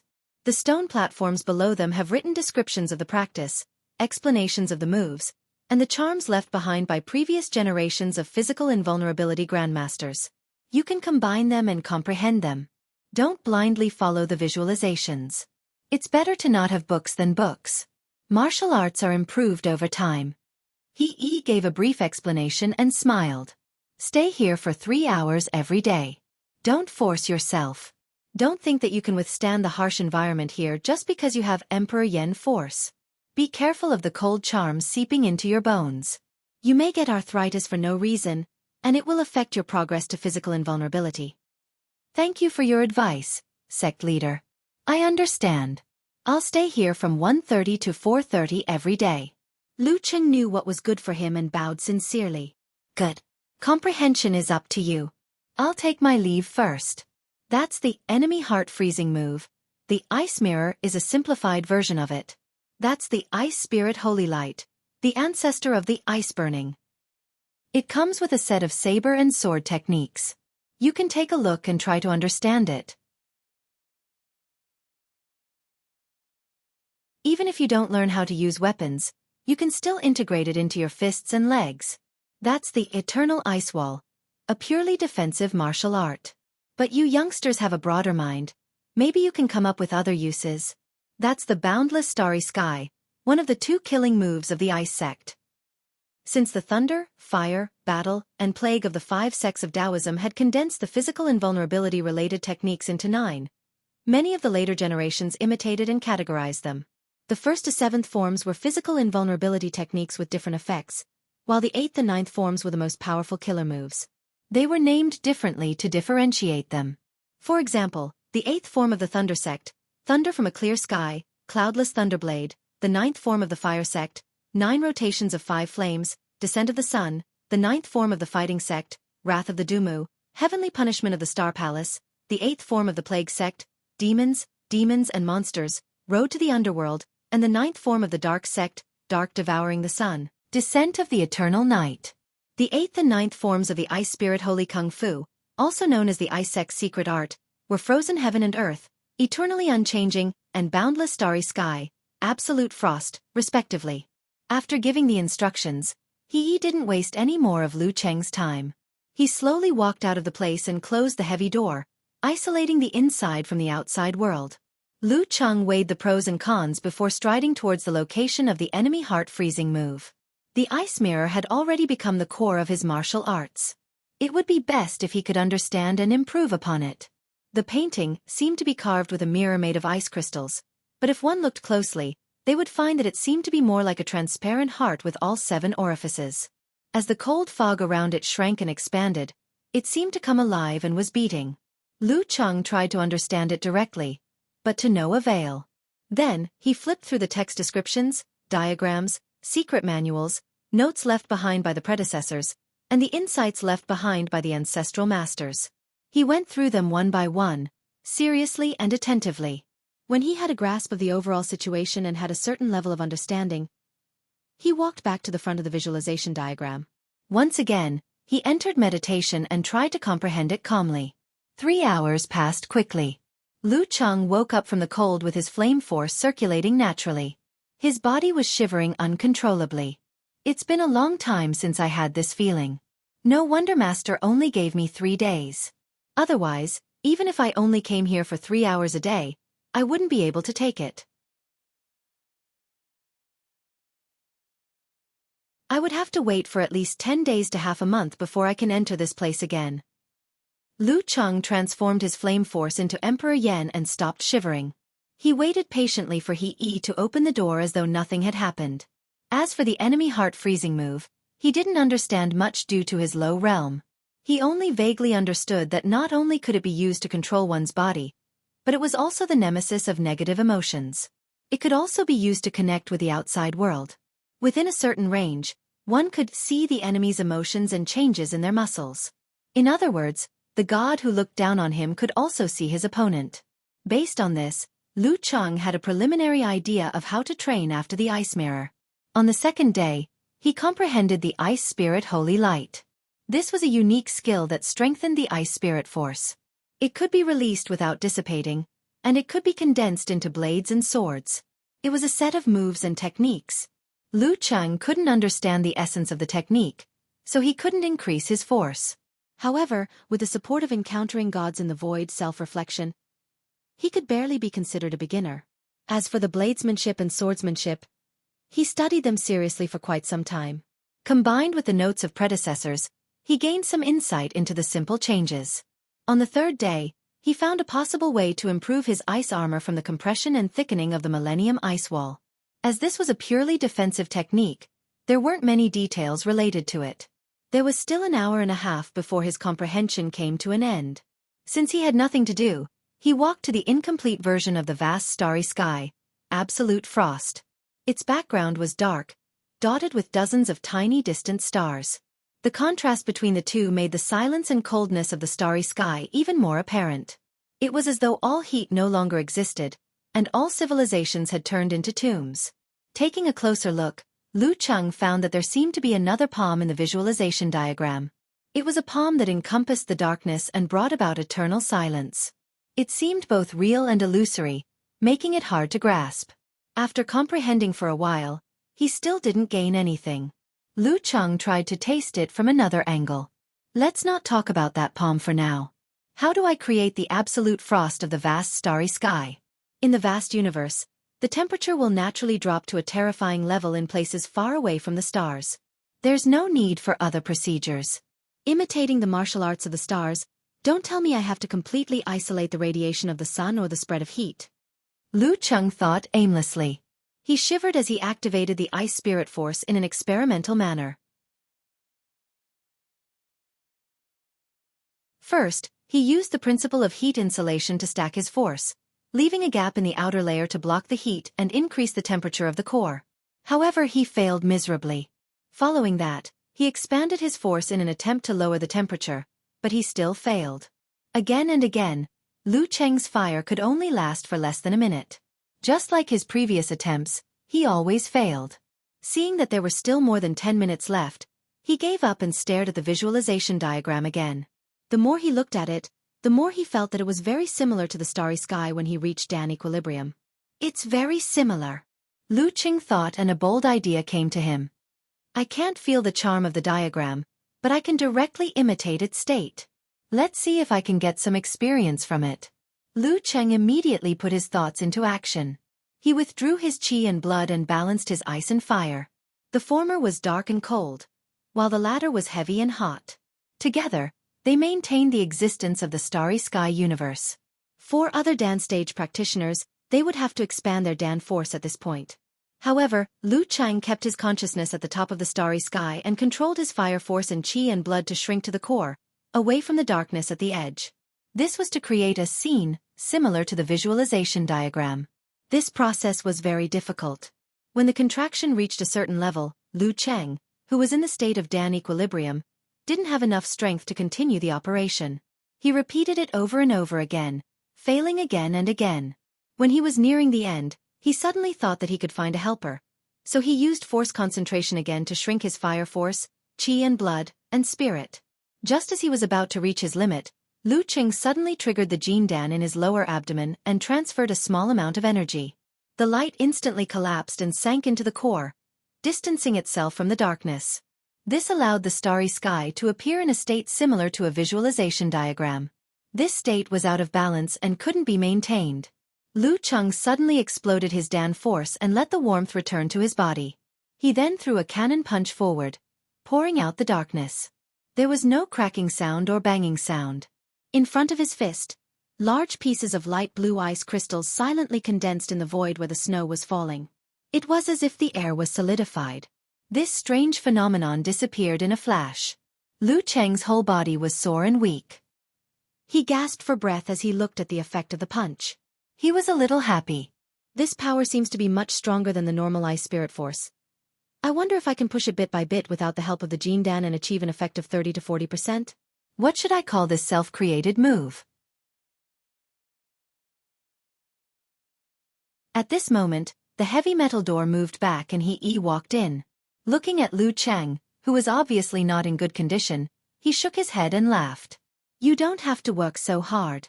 This place is also yours. You'll have plenty of chances to come back in the future. Sooner or later, you'll get something. I'm already getting something now. Lu Cheng muttered and replied with a smile. Sect leader Martial Uncle is right. I'll keep this a secret until I can use a weaker version without the help of the Jin Dan. I'll let Taoist or Ranli experience it in April. P.S. It's the end of the month. Looking for recommendation tickets and monthly tickets.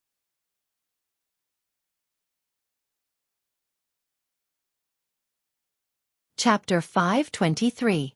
Are you going to stay in the sect for a few more days or go home directly? He asked with a smile as he walked along the corridor with his hands behind his back. Lu Cheng recalled that his senior sister had gone to Guanwei for a competition, and his master had gone to a secret military base for periodic treatment. I've already booked the tickets. Okay. He walked up the stairs and into the main hall of the Ice Queen Pavilion. I'll get Jing Ting to send you to the airport. No need to trouble Marshal Nisemo. Any disciple will do. Lu Cheng blurted out. He always felt uneasy around that crafty superstar. What if she made use of him and created a scandal? Wouldn't that hurt Ku's feelings? She's free right now. What trouble is there to talk about? He picked up the phone and called Mo Jing Ting over. Lu Cheng couldn't refuse good intentions. Since what was done couldn't be undone, he didn't say anything else. He just had to keep his distance later. Also, after that concert, Mo Jingting had clearly restrained herself from doing anything that could cause misunderstandings. While waiting, he unlocked his phone and said to Yen Zheka with a big smile, I've learned something from Vast Starry Sky, Absolute Frost, today. Who knows, I might be able to create some new moves. Since it was midnight and the girl was still asleep, Lu Qing didn't wait for a reply and added, I plan to keep this a secret for now. We'll talk about it after I actually create something. Yeah, I can use this time to talk to Master about this and get some pointers. After a while, Mo Jingting arrived at the Ice Queen Pavilion with her car keys in hand. Her tight-fitting dark blue jeans accentuated her tall figure and slender legs. She casually put on a short beige jacket, and her straight hair casually draped over her shoulders. She looked more like a girl next door than a movie star. Young Martial Uncle, aren't you going to have dinner before you leave? She looked at everyone in a daze. Lu Cheng's figure was reflected in her affectionate eyes. Lu Cheng smiled politely. I'm in a hurry. I'll eat at the airport. Young Martial Uncle, you're so eager to go home. Mo Jingting teased him, acting like they were close friends. After getting into the car and fastening his seatbelt, Lu Cheng recalled the past and explained to his wife with a snicker. Sect leader Martial Uncle asked Mo Jingting to send me to the airport. Now that I know that the rear-view mirror can be controlled, I won't make any mistakes. Mo Jingting skillfully started the engine. Out of the corner of her eye, she caught a glimpse of Lu Cheng's upturned mouth. She couldn't help but ask curiously, Young Martial Uncle, what are you laughing at? Did I drive the wrong way? Driving posture. It's easy for people to misunderstand. Damn it, it's all those old drivers' fault for using the word driving so badly. Lu Cheng thought to himself. He shook his head and laughed. I'm sharing something interesting with my leader. Oh. Mo Jingting seemed to have understood and tactfully stopped talking about this topic. After the car drove for a while, she looked ahead and suddenly said, Young Martial Uncle, do you think I have a chance of reaching the dance stage? Lu Cheng immediately felt like an elder. After thinking for a while, he replied, "You're only in your 20s. There's still a long way to go before your qi and blood deteriorates. If you can settle down and bear the pain, it's not impossible." Mo Jingting had been accepted as a disciple of the Ice God sect. She had reached the level of professional 9th pin at such a young age, which showed that her talent was not bad. However, her ambition was not there, which was why she had not made any progress for a long time. After being in the entertainment circle for a few years, I realized that the dance stage is quite useful for me. Mo Jingting said with a smile. For example, I can strengthen my control over my body. My expression and acting skills can improve rapidly. The same goes for the aura of my singing. Most importantly, I can lock my qi and blood, control my skin and muscles, and slow down my aging. I'm really interested in reaching the dance stage. If I encounter any difficulties, young martial uncle, you have to help me. Your master is more senior than me, and there's also the sect master. How can I help? Lu Cheng subconsciously rejected her request. Mo Jingting laughed softly and suddenly changed the topic. Senior Zhu Tai has been at the inhuman stage for a long time, but he's still stuck at professional 5th pin. He's almost 30 years old, so there's almost no hope for him to reach the physical invulnerability stage. Junior Lei Fong is almost 25 years old, but he still hasn't refined his root pulp and made a breakthrough. If this drags on for another 2 years, I feel that even if he does reach the dance stage, he won't have much spirit left. Lu Cheng listened quietly to Mo Jingting talk about the situation of the people in the sect, occasionally interrupting. They arrived at the airport in Shanggao in a harmonious manner. Waving goodbye, Mo Jingting watched his back as he entered the departure hall. She retracted her gaze, smiled faintly, and sighed. She picked up another phone, opened WeChat, and glanced at it. This was the number she used to test men. Back then, Lei Fong had a soft spot for this little senior sister and started a passionate pursuit. Mo Jingting was a little tempted and wanted to give it a try. However, after being in the entertainment industry for so many years, she was used to seeing the ugly faces of men. She specially got a number, found a full set of third-rate photos, and registered a new WeChat account. After adding her circle of friends, she sent a friend request to her junior brother, which was easily accepted. In the subsequent conversations, Lei Fong was even more flirtatious and vulgar, which allowed her to see a different side of her junior brother. Since then, Mo Jingting had given up on the idea and only maintained a relatively ambiguous relationship with Lei Fong, unwilling to take the next step. After hearing that Yan Zheka had gone abroad to study, she thought of how her little senior uncle would be all alone and unable to sleep. On a whim, she used this WeChat account to test him again, wanting to expose his fake serious face. However, she glanced at her phone screen again. Her repeated pleas were like stones sinking into the sea. There was no response. Mo Jingting shook her head with a smile.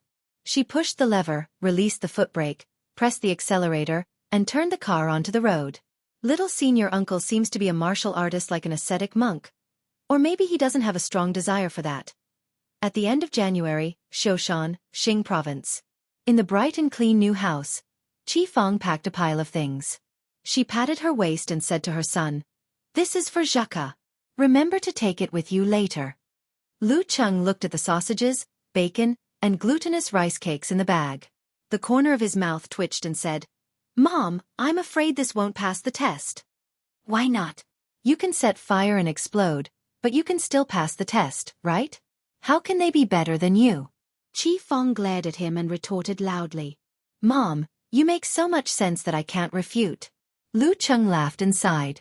It took him a Herculean effort to persuade the stubborn middle-aged woman. Before leaving, Qi Fong said earnestly, "You have to treat Zheka well. She's a young girl, but she left her hometown for you. She can't even go home for Chinese New Year. She's all alone." On this matter, Lu Cheng was suspected to be showing off his eloquence and embellishing the original story, so he didn't dare to say much. He nodded hurriedly and then changed the topic until he was chased out of the house by his impatient mother. Humming a melody silently, he happily got into the car and started to imagine his trip to America. Chinese New Year, my birthday, Valentine's Day, and our date anniversary. I wonder what kind of gift or surprise Zheka will give me. Anyway, I'm already prepared. This time, I can give Aunt Du a holiday and let her come back to spend Chinese New Year with her son. I'll be her full-time bodyguard. Hee hee. Does this count as the school bell's bodyguard? When the weekend comes, if I have the chance, I'll try to challenge the mighty ones of the Jaruga sect. I'll slowly familiarize myself with what I've learned and warm up for the national competition in April. I'll ask Spider to keep an eye on the Holy Top Church. If that scumbag Pavel dares to come out and commit a crime, I'll make sure he'll never be able to do anything bad again. His good mood was met with a not-so-good flight delay. Lu Qing arrived in Connecticut 5 hours later than expected. It was already 10 at night. The cold wind was howling and the snow was falling. Didn't I ask you to wait for me at home? I'm not a kid. I can find a car myself. Lu Cheng replied to Yen Zheka on his phone as he walked out of the gate. It's late and cold. You still have class tomorrow. Yen Zheka replied with an emoji of lowering its head and smiling shyly. But I want to see my Cheng first. Lu Cheng was taken aback at first, but soon broke into a smile. Stunned expression. Wait, what did I see just now? My little fairy said something mushy to me. It's all because of you. Yen Zheka replied with grief and anger. After reading the message, Lu Qing didn't even have time to type when a white figure entered his eyes. The girl was wearing a long white down jacket and a light-colored knitted cap. Fluffy balls dangled from both sides of the cap to protect her ears. She was beautiful and cute. Their eyes met and looked at each other. Nothing needed to be said. In the office of the Department of Homeland Security, Smith thought he was finally free after not seeing a certain troublemaker for nearly 2 months. He started to learn Chinese with great interest. He stared blankly at the monitor screen and spat out 3 unfamiliar and strange syllables. Mother****. P.S. There are only 2 days left at the end of the month. Remember to vote or it'll be a waste if you don't.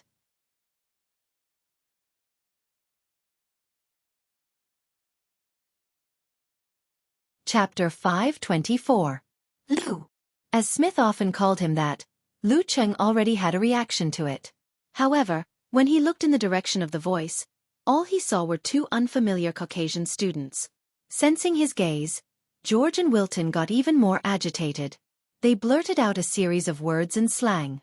Not only were they as fast as a machine gun, but they also interfered with each other.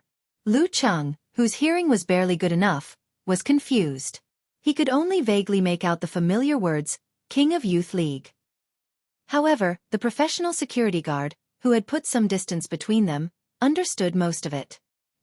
That Asian boy is in the top 4 of the King of Youth League. He's the idol of those 2 students. I wonder what competition it is. Looks like they're hardcore fans of Chinese culture. They're crazy about martial arts, which is more mysterious than martial arts. The security guard gave his evaluation and thought highly of Lu Cheng. He took out his encrypted phone and started contacting the headquarters. As a professional bodyguard, when an unknown person with a certain level of strength appeared around his employer, he had to carefully investigate the background of the person, prepare a plan, and guard against accidents. Participated in the King of Youth League. They call him Lu. He described Lu Cheng's surname with a similar pronunciation. Please reply as soon as possible. After sending the message, he held his phone in his hand and waited for a reply. He looked at Lu Cheng warily and observed his interaction with the students. Just then, his phone buzzed and vibrated wildly. It almost broke free from its restraints and escaped. The senior security guard picked it up and looked at it, only to see one shocking blood-red word after another on the screen. Very dangerous. Do not approach. Avoid him. Stay away from him. Oh my God. The senior security guard froze for a few seconds and subconsciously put some distance between them. When his brain finally understood the situation, he suppressed his fear and rushed into the classroom with his head down. He grabbed his employer and whispered, "Go, go, go, go." Regardless of whether the other party had any ill intentions, leaving first was definitely the right thing to do. Lu Cheng didn't notice this little interlude. After Yen Zheka's translation, he roughly understood that he had met 2 true fans. He returned their greetings with a smile. Wilton, the freckled brown-haired youth, praised him excitedly. At the end of it, he nervously extended an invitation. Are you free these days? Can you come visit our martial arts hobby club? It would be even better if you could tell us more about the mysteries of Chinese martial arts. George scolded his companion under his breath, feeling that he was too nervous to speak clearly, so he quickly added, "There's a martial arts club in Connecticut University, and we're one of the members. Everyone is very interested in Chinese martial arts, and we hope to get a more detailed introduction from you." Holding Yan Zhika's hand, Lu Cheng heard the girl's eager reaction when she heard the words, Martial Arts Hobby Club. He understood. Tilting his head, he chuckled and asked, "Do you want to stretch your limbs?"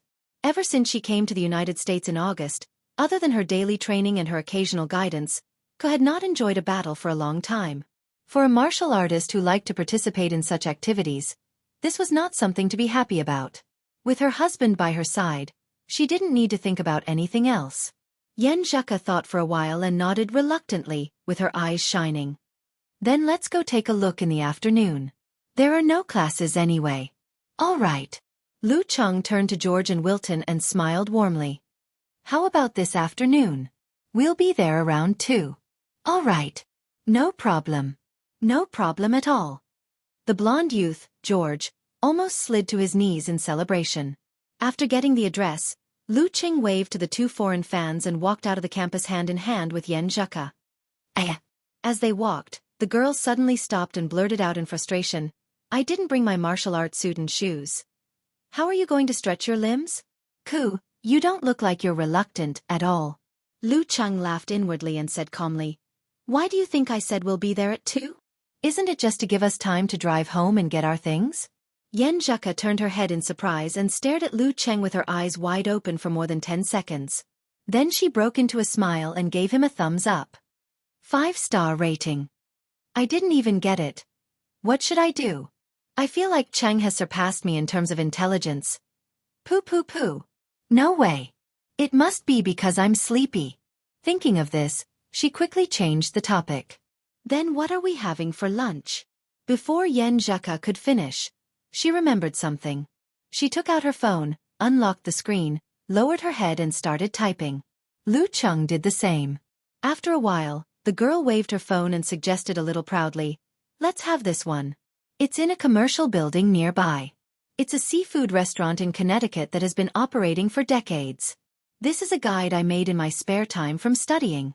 Looking at the address, route and name of the restaurant on the girl's screen, Lu Cheng suddenly laughed and raised his phone to show her the screen. The same picture and the same words. "What a coincidence. I made a guide too," he said with a smile. Yan Zhika focused her eyes and smiled like a flower. The tacit understanding grew, and the 2 of them swung their hands together, following the route given by the map. They slowly walked forward, glancing at each other from time to time, and then smiled as they turned their heads to look to the side.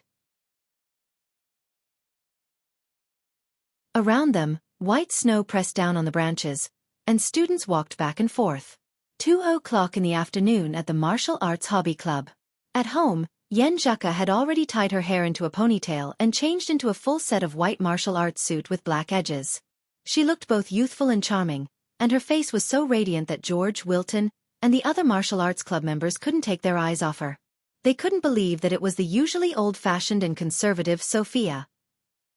Although the 2 countries had different aesthetic standards, their cultures had influenced each other for many years. True beauty was still recognized. Sophia's features were exquisite, but her figure was too average. George and Wilton looked at each other and shook their heads. They were loyal fans of big breasts and big buttocks. They found Susan very sexy. In comparison, Yan Zhika was an angel who could be appreciated with a calm mind. After chatting for a while, Lu Cheng, who knew what his wife was thinking, suggested actual combat training. "Her."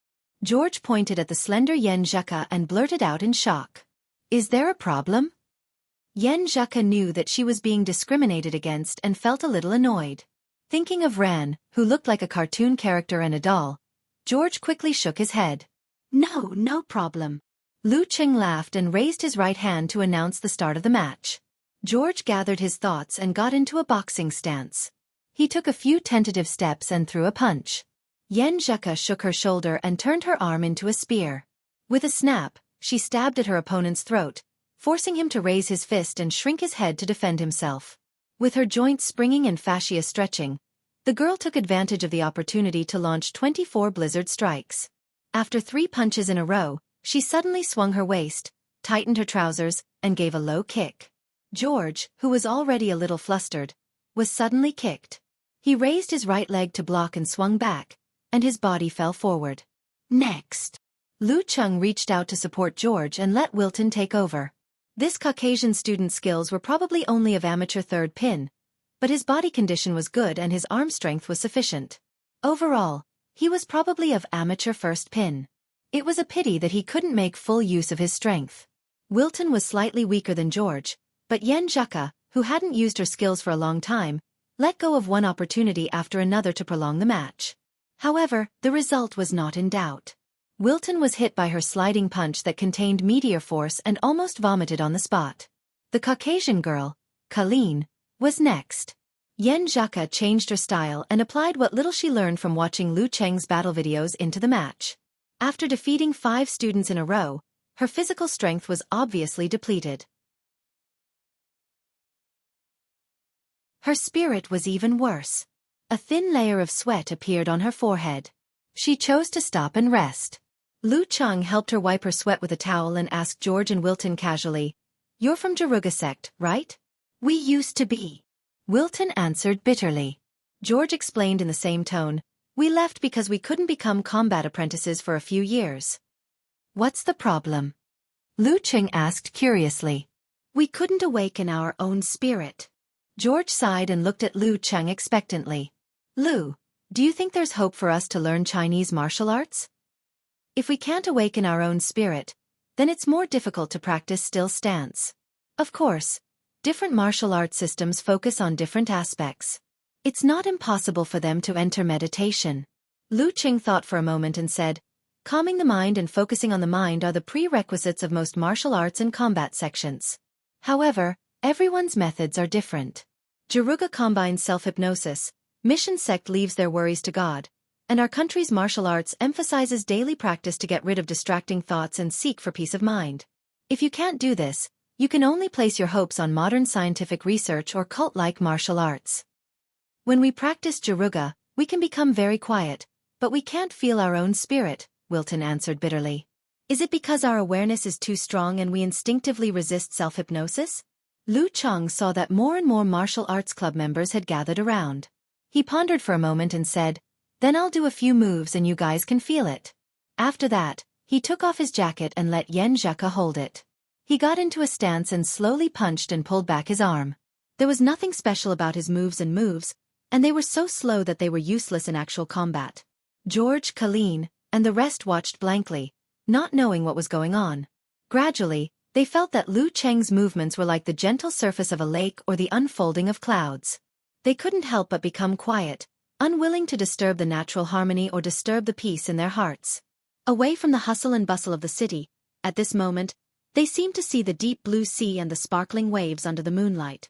When Lu Cheng stopped his slow punches and kicks, the surroundings were as silent as a church that had just finished praying. "There's hope for those who were quiet just now." He smiled, took his jacket from Yen Zheka and put it on. He whispered, "Do you want to fight a few more rounds, or do you want to shower and go home?" "I'll shower at home. I forgot to bring shampoo and facial cleanser." The girl bit her lip and replied. She felt that her IQ was at its lowest today. Lu Cheng laughed, pulled the girl over, waved to George and the rest, and walked slowly towards the entrance of the martial arts club. It was only then that George and the rest woke up from their daze, as though they had just heard a symphony that cleansed their hearts. Lu Cheng and Yen Zheka's figures had already disappeared at the entrance, leaving behind some whispers in Chinese. "Is this the result of your understanding of enemy heart freezing move?" "Yeah, Coach Yen has a good eye." At the same time, a security company sent out a warning to its partners. "China, Wuxia Club, Lu Cheng, has appeared in Connecticut. Extremely dangerous. Lu." In the Saucy Martial Arts Club, a black-haired, brown-eyed young man saw the news. His lips curled into a smile, and his eyes shone like the stars in the sky. "P.S. Looking for monthly votes on the last day. Oh right, something might happen in the afternoon, but it hasn't been decided yet. If I don't update at 7, then it will be at 11.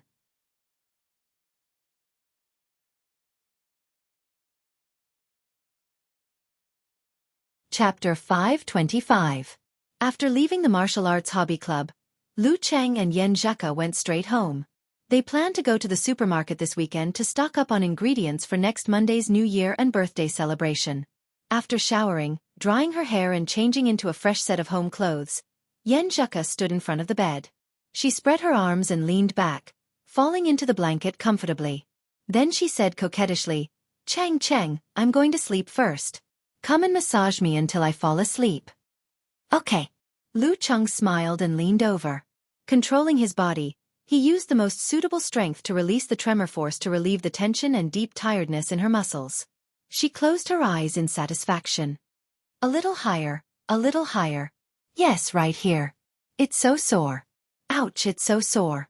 My poor old waist. Yen Zheka guided her personal masseur. Before she finished her words, she suddenly felt Lu Cheng's movements stop. She let out two muffled laughs. The girl was at a loss at first. Then she came to her senses and buried her face in the pillow. She hit the side and said fiercely, It's all your fault. Lu Cheng apologized, seriously. His technique became more and more exquisite. It didn't take long for Yen Zheka's whole body to relax. Her tiredness was relieved and she began to feel sleepy. After massaging for a while, he saw that the girl's breathing had stabilized and she had fallen asleep. Lu Cheng retracted his hands and lay on the side. He planned to play with his phone for a while before going to the lawn outside to do some more training. Just as he got into position, Yen Zheka rolled over as if she had an automatic radar. She wrapped her arms around her chest and raised her right leg slightly above her knee. In the blink of an eye, Lu Cheng was tied up. The culprit didn't move at all. She was sleeping soundly. Who is sleeping so soundly? Lu Cheng looked at the girl's quiet and beautiful face with a smile. Looking at her, he suddenly felt a little sleepy. Sleeping so soundly. This kind of life is so relaxing. Relaxing. Lu Cheng didn't resist the call. He hugged Yen Zheka, closed his eyes and fell asleep. Lu Cheng didn't know how long he had slept. When he woke up, it was already dark outside. It was quiet everywhere. Only a faint light shone through the curtainless window, casting a faint glow on the room. What time is it? Yen Zheka opened her eyes in a daze and asked casually. Lu Cheng smiled lazily and said, It's just getting dark, about 6 o'clock. Yes. Yen Zheka changed her position and lay side by side with Lu Cheng. She said lazily, I'm a little hungry. Mine is already protesting. Lu Cheng tilted his head and looked at the girl's small and delicate ears. Let's not make any troublesome dishes later. We'll defrost the meat, cut it into pieces, and roast it. We have several kinds of dipping sauces from Xiaofan, Songqing, Dongying, and Gaoli at home. You can choose whatever you want. Yen Zheka planned generously. Then we'll wash some vegetable leaves. As she spoke, she suddenly bit her lower lip and said in an aggrieved manner, But what if I don't want to move? I just want to lie down like this. What a coincidence. Me too. Lu Cheng felt that he was both captured by his little fairy and the quilt. Do you want to starve your wife to death? Yen Zheka snorted. I'll get up. I'll get up right away. Lu Cheng struggled to turn around and leave the quilt, only to find that the girl also sat up. Seeing his surprised and confused expression, Yen Zheka raised her chin and looked to the side. I have to supervise you. Although she said she was supervising, she dominated the whole process. Not only did she busy herself, but she also gave orders. When the electricity was plugged in and the meat in the roast pot was sizzling, the process finally came to an end. The surroundings were peaceful, the lights were warm, and the aroma of the meat filled the air. Lu Cheng and Yen Zheka looked at each other, smiled, and raised their glasses. It was impossible to be touched so often in life. This was enough. Don't overcook the meat. The fat parts of the beef are easy to crumble and the texture will harden. The girl recalled her past experience and dug out her experience of roasting meat, trying to make herself seem omnipotent. I'm Coach Yen. Halfway through the meal, Lu Cheng suddenly stopped and turned to look at the door. What's wrong? Yen Zheka asked blankly. Someone is approaching. Lu Cheng stood up and walked to the door. He looked relaxed and didn't feel any danger. After 10 or 20 seconds, the doorbell rang. He counted to 3 and opened the door. A middle-aged man in a black tuxedo with a bow tie of the same color stood outside. His shirt was neat and tidy.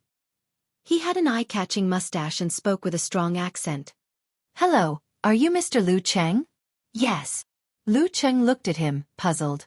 The middle-aged man handed over an invitation with both hands and replied with a smile.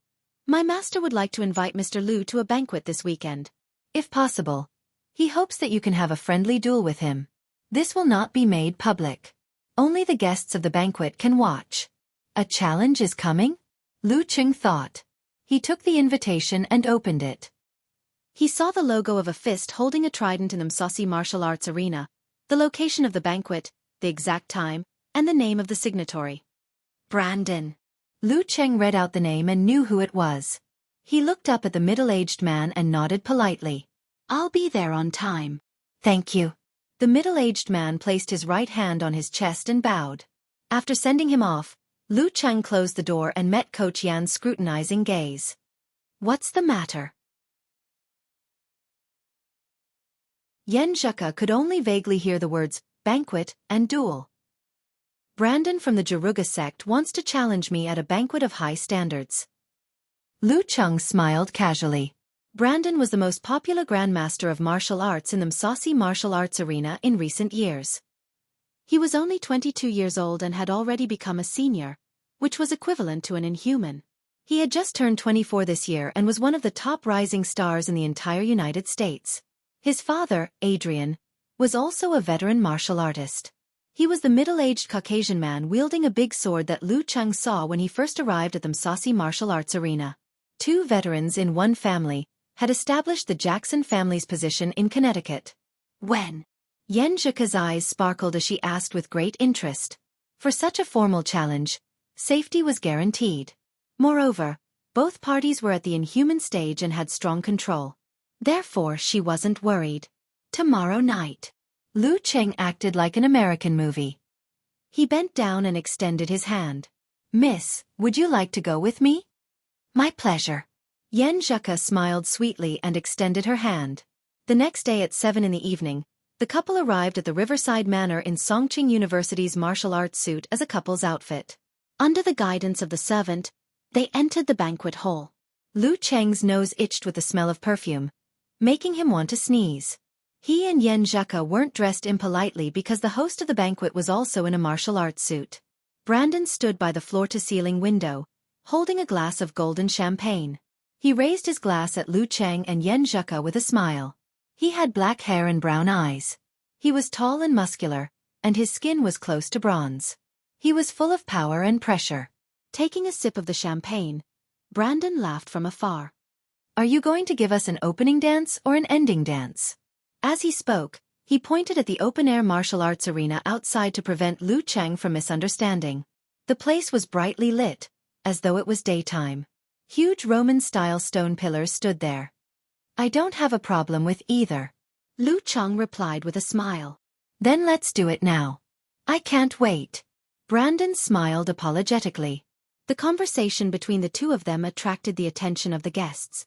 Numerous gazes were cast on them, and they were all overflowing with interest. Lu Cheng looked around and asked in a low voice, "Where's the referee?" "Referee?" Brandon shrugged his shoulders. "I hate referees. A formal challenge requires a referee. Otherwise, I'd rather not accept it." Lu Cheng expressed his opinion firmly. Brandon immediately showed an amused expression.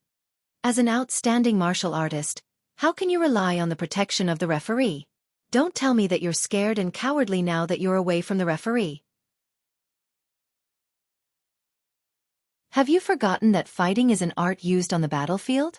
Have you forgotten the boiling blood and the courage of a man? Only those who are used to fighting without any protection are real men and real warriors.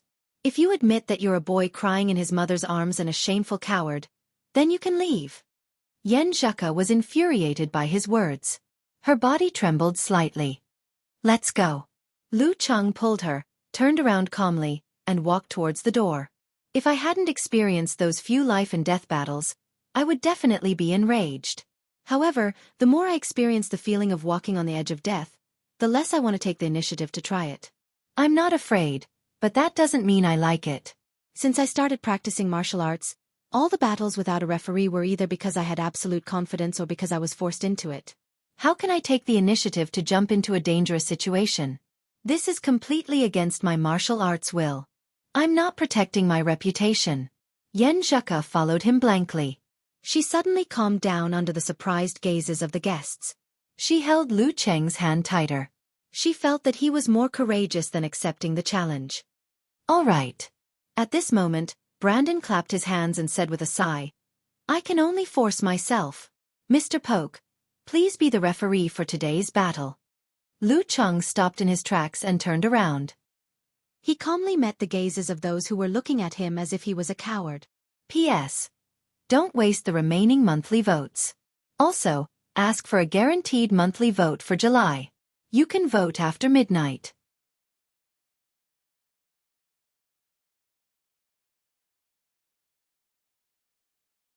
Chapter 526.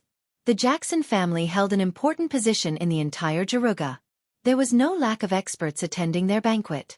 Even if Brandon didn't invite his father, Adrian, to be the referee to avoid suspicion, there were still other suitable candidates. Poke, who was not a member of the Msasi, came from another sect within the Jaruga Martial Arts Society that emphasized fist and kick.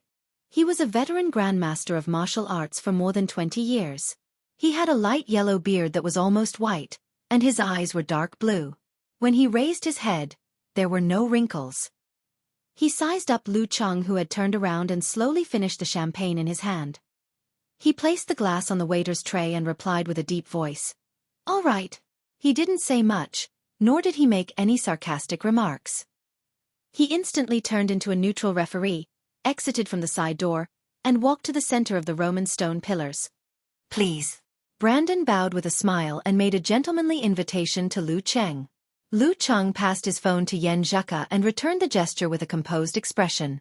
He calmly followed the referee and entered the open-air arena. Brandon paused for a moment and suddenly moved his arms. His muscles, fascias, and joints emitted sounds of strength.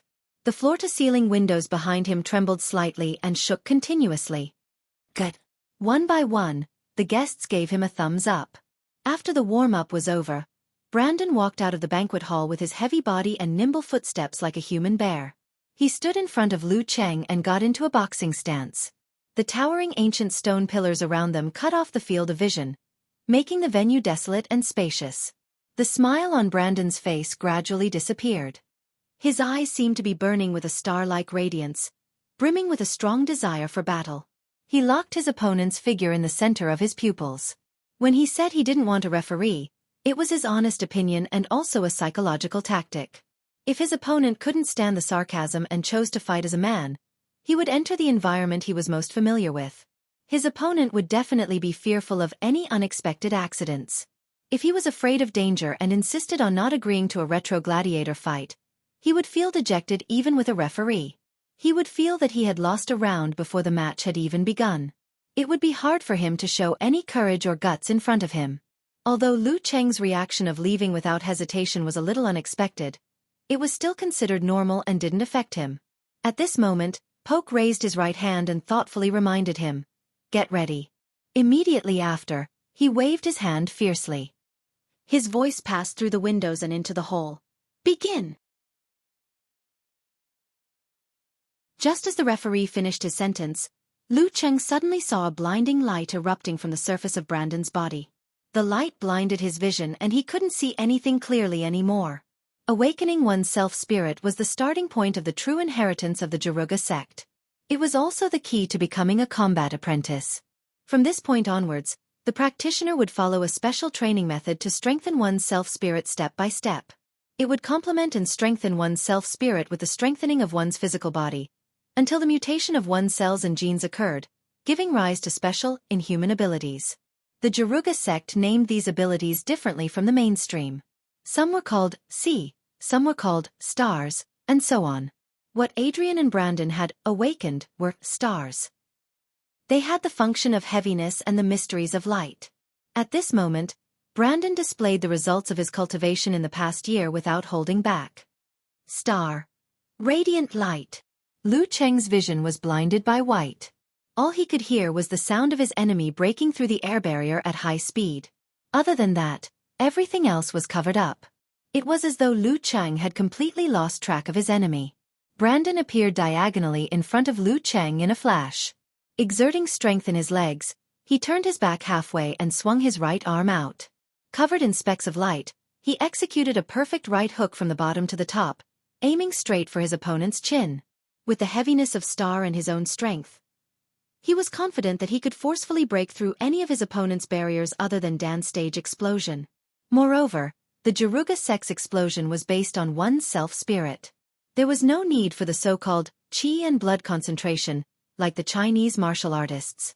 Although it would result in the loss of the terrifying ability to unify one's force and absolute reaction, it would increase one's speed by a notch. Not only that, but it would also give one a stronger sense of danger. Each had its own advantages and disadvantages. Brandon's current plan was to use the initiative to his advantage and completely suppress his opponent, not giving him the chance to control the rhythm and avoid his weaknesses. Bam! Brandon's fist pierced through the air, causing goosebumps to form on Lu Cheng's chin. However, in a situation where he couldn't see or hear, he quickly raised his right arm and threw a sideways punch, accurately landing on the side of Brandon's uppercut.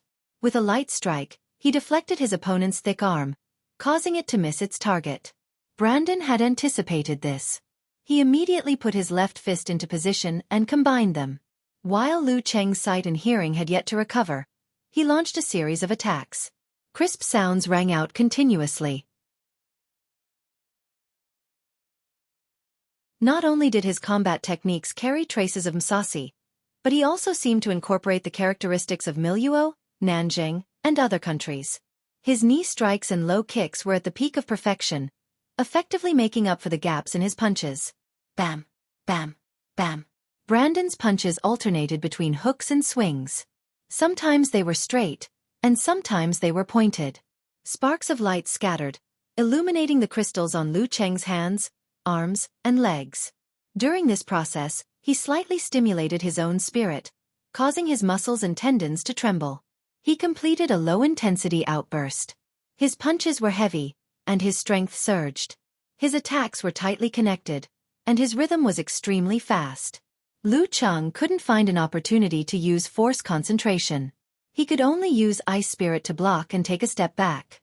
In order not to associate him with the Deliverer Man, and to effectively familiarize himself with his gains from last year, he planned to use Emperor Yen force sparingly in official events in America. He planned to use it as a surprise attack at a critical moment. Bam! Bam! Bam! Lu Cheng swung his arm and threw a punch. His Zen undersea tremor, and his leg bent low kick. He blocked 3 consecutive attacks and took 3 consecutive steps back. Every step left a clear crack on the stone floor. The guests watching the battle through the floor-to-ceiling windows relaxed as they sipped on their champagne. Yen Zhuka held a glass of plain water. There wasn't any worry on her face. She and Lu Cheng had discussed the current situation many times last night and during the day.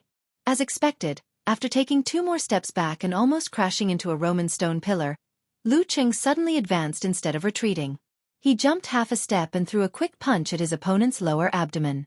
Brandon's fist was shrouded in starlight. It looked like he was wearing a practice glove. He swung his arm and blocked his opponent's attack with a bang. Boom! The sound of rolling thunder reverberated in all directions. Both of them, who seemed to have frozen momentarily from the collision of their fists, shook at the same time. Their radiance turned white and turned into frost that splashed outwards. They were evenly matched. Lu Cheng had turned the tables by using 24 blizzard strikes consecutively. Even without using force concentration, he was able to block his opponent's low-intensity outburst attack. Seeing this, Brandon, whose body was starting to stiffen from the cold, immediately changed. He stimulated his own spirit, connecting his muscles and blood, and propping up his skin and tendons. His body suddenly enlarged. He raised his thicker right arm high and turned it into a terrifying giant sword. Mixed with heavy starlight, he chopped down at Lu Cheng's head. The ferocity of the attack seemed to be able to cut through everything. Adrian was a veteran grandmaster of martial arts who was famous for using great swords. As his son, although Brandon disdained to rely on weapons, he had integrated swordsmanship and the corresponding use of stars into his punches and kicks. It had become his favorite way of attacking when he was in a frenzy. Before the great sword arrived, Lu Cheng's hair stood on end. Without hesitation, he circulated his qi and blood, stimulating the corresponding parts of his body. His muscles bulged, and his tendons protruded. Simplified fighting formula. The instant expansion stirred up the airflow in the surroundings. Together with the punch flew up into the sky and slammed into Brandon's arm. Boom! Transparent ripples spread rapidly. Cracks spread under Lu Cheng's feet. Brandon's arm, which had transformed into a sword, rebounded, causing his body to swing backwards. His qi and blood circulated again. Stimulated again, Lu Cheng took half a step forward expressionlessly. He clenched his fist and punched straight at his chest. The intertwining greenish-black muscles were filled with explosive power. So fast. Brandon was shocked. He didn't care that the frenzy wasn't over yet. He raised his left arm and swung the great sword horizontally. It looked ordinary, but it was filled with accumulated strength. Bam! Flesh and blood collided. There was a dent, and the bones were slightly deformed. However, they immediately reverted to their original form. Brandon held his breath as he felt the majestic and terrifying impact. He was experienced. With a twist of his waist, he shot backwards like lightning and crashed into a Roman pillar. Stone chips flew everywhere, and the thick pillar swayed. It almost fell or broke. Lu Cheng wouldn't let this opportunity go. He outlined the attainment formula and once again used his qi and blood to stimulate his body, cutting down on the intermediate steps. With just a step, he closed in on his enemy. At this moment, Brandon's face lit up with excitement. The surface of his body shone again, suppressing the surrounding streetlights and illuminating the entire open-air arena. In the abnormal brilliance, silhouettes appeared one after another. They all looked like Brandon. They pounced on Lu Cheng from all directions, forcing him to react with absolute reaction. Jaruga's star's technique. Illusory light. The Roman pillars in the arena weren't there to look good or to show taste. Their position effectively affected reflection and refraction, making the illusory light stronger and closer to reality. To Brandon, the other 7 silhouettes were formed by light energy. They could also cause damage. They weren't fake. P.S. Since everyone doesn't like the old rules, I'll update first. Also, I'd like to thank everyone. Although the June update didn't decrease, it was still unstable. Martial arts actually made it into the top 10 monthly votes for the first time, ranking 9th. With the increasing number of books in circulation, it wasn't easy at all. Also, please guarantee the monthly votes.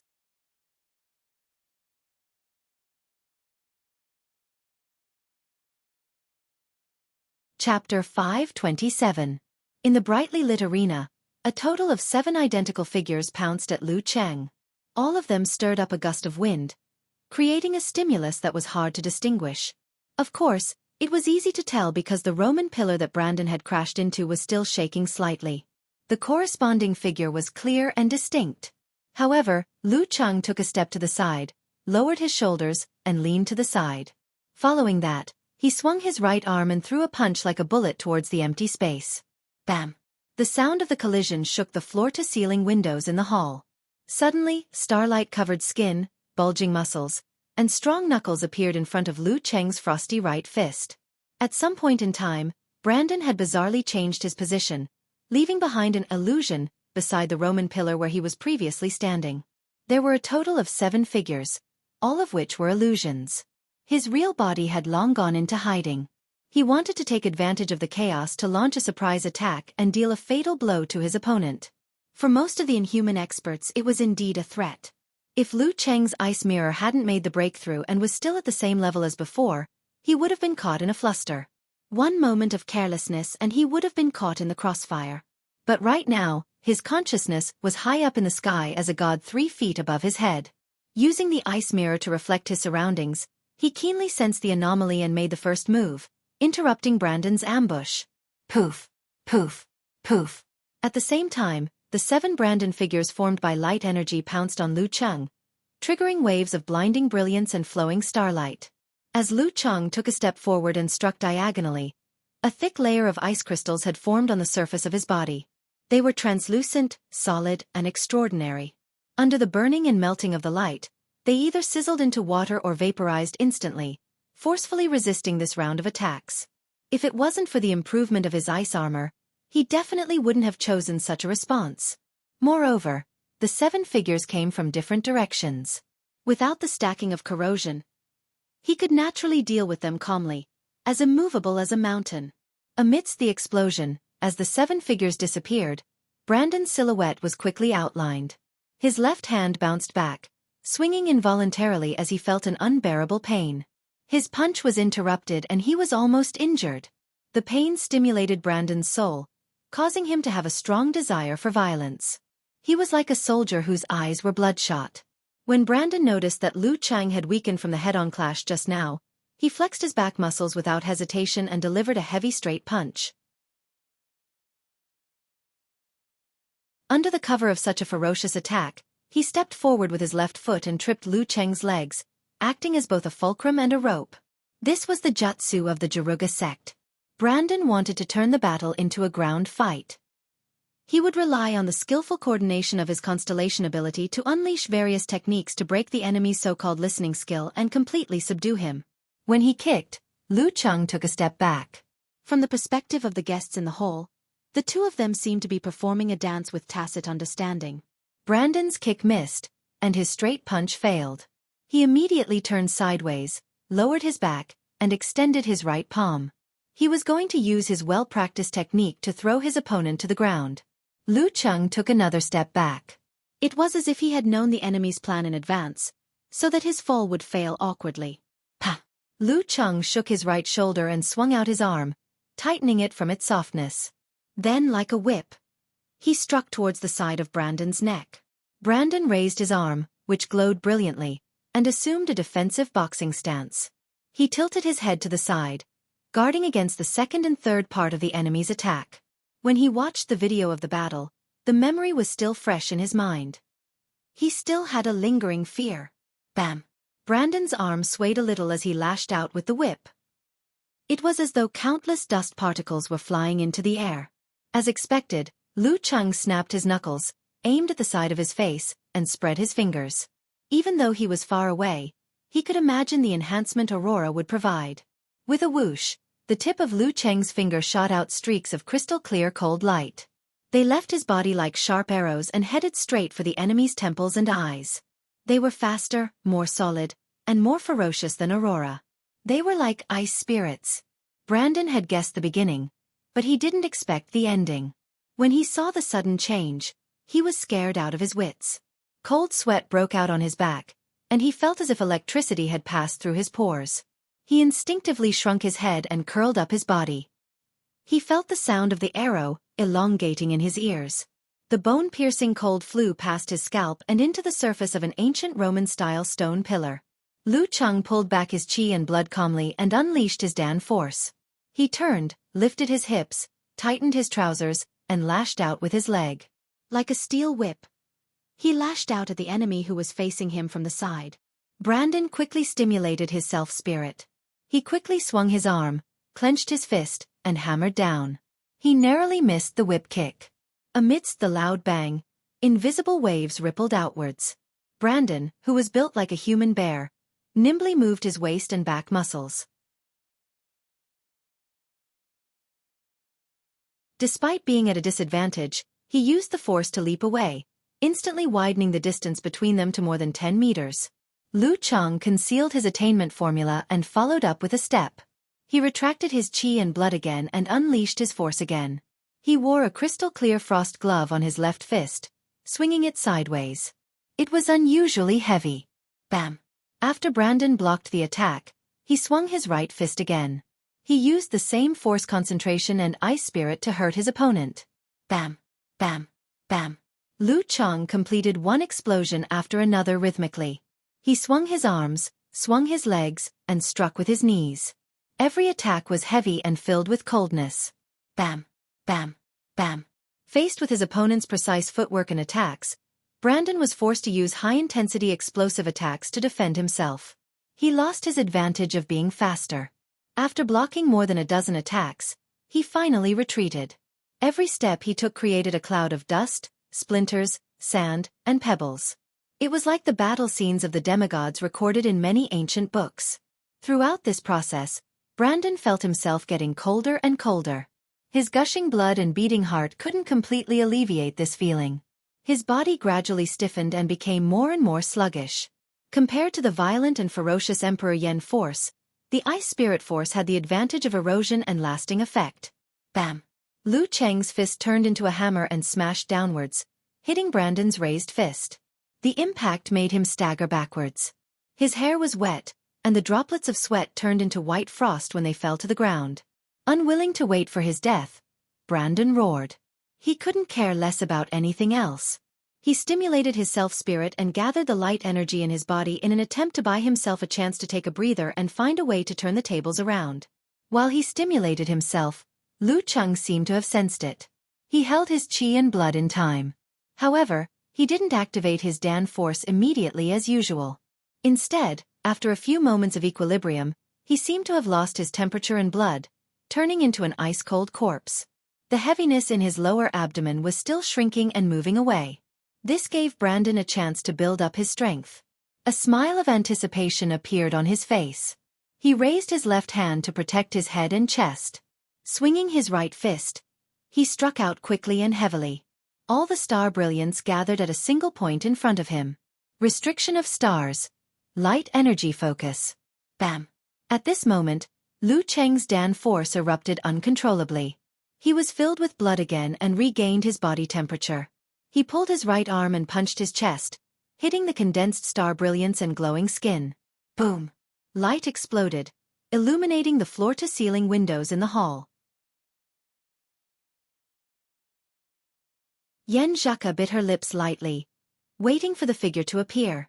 The other guests forgot to drink, holding their glasses and watching intently. The exaggerated light disappeared in a flash, as though it was buried and devoured by something. Lu Cheng's figure appeared first, far away from his previous position. His right sleeve was in tatters, like an exploded bamboo. His skin was slightly charred and shrouded in white mist. Seeing his sorry appearance, the guests were about to applaud, but they soon noticed that Brandon was standing there in a daze.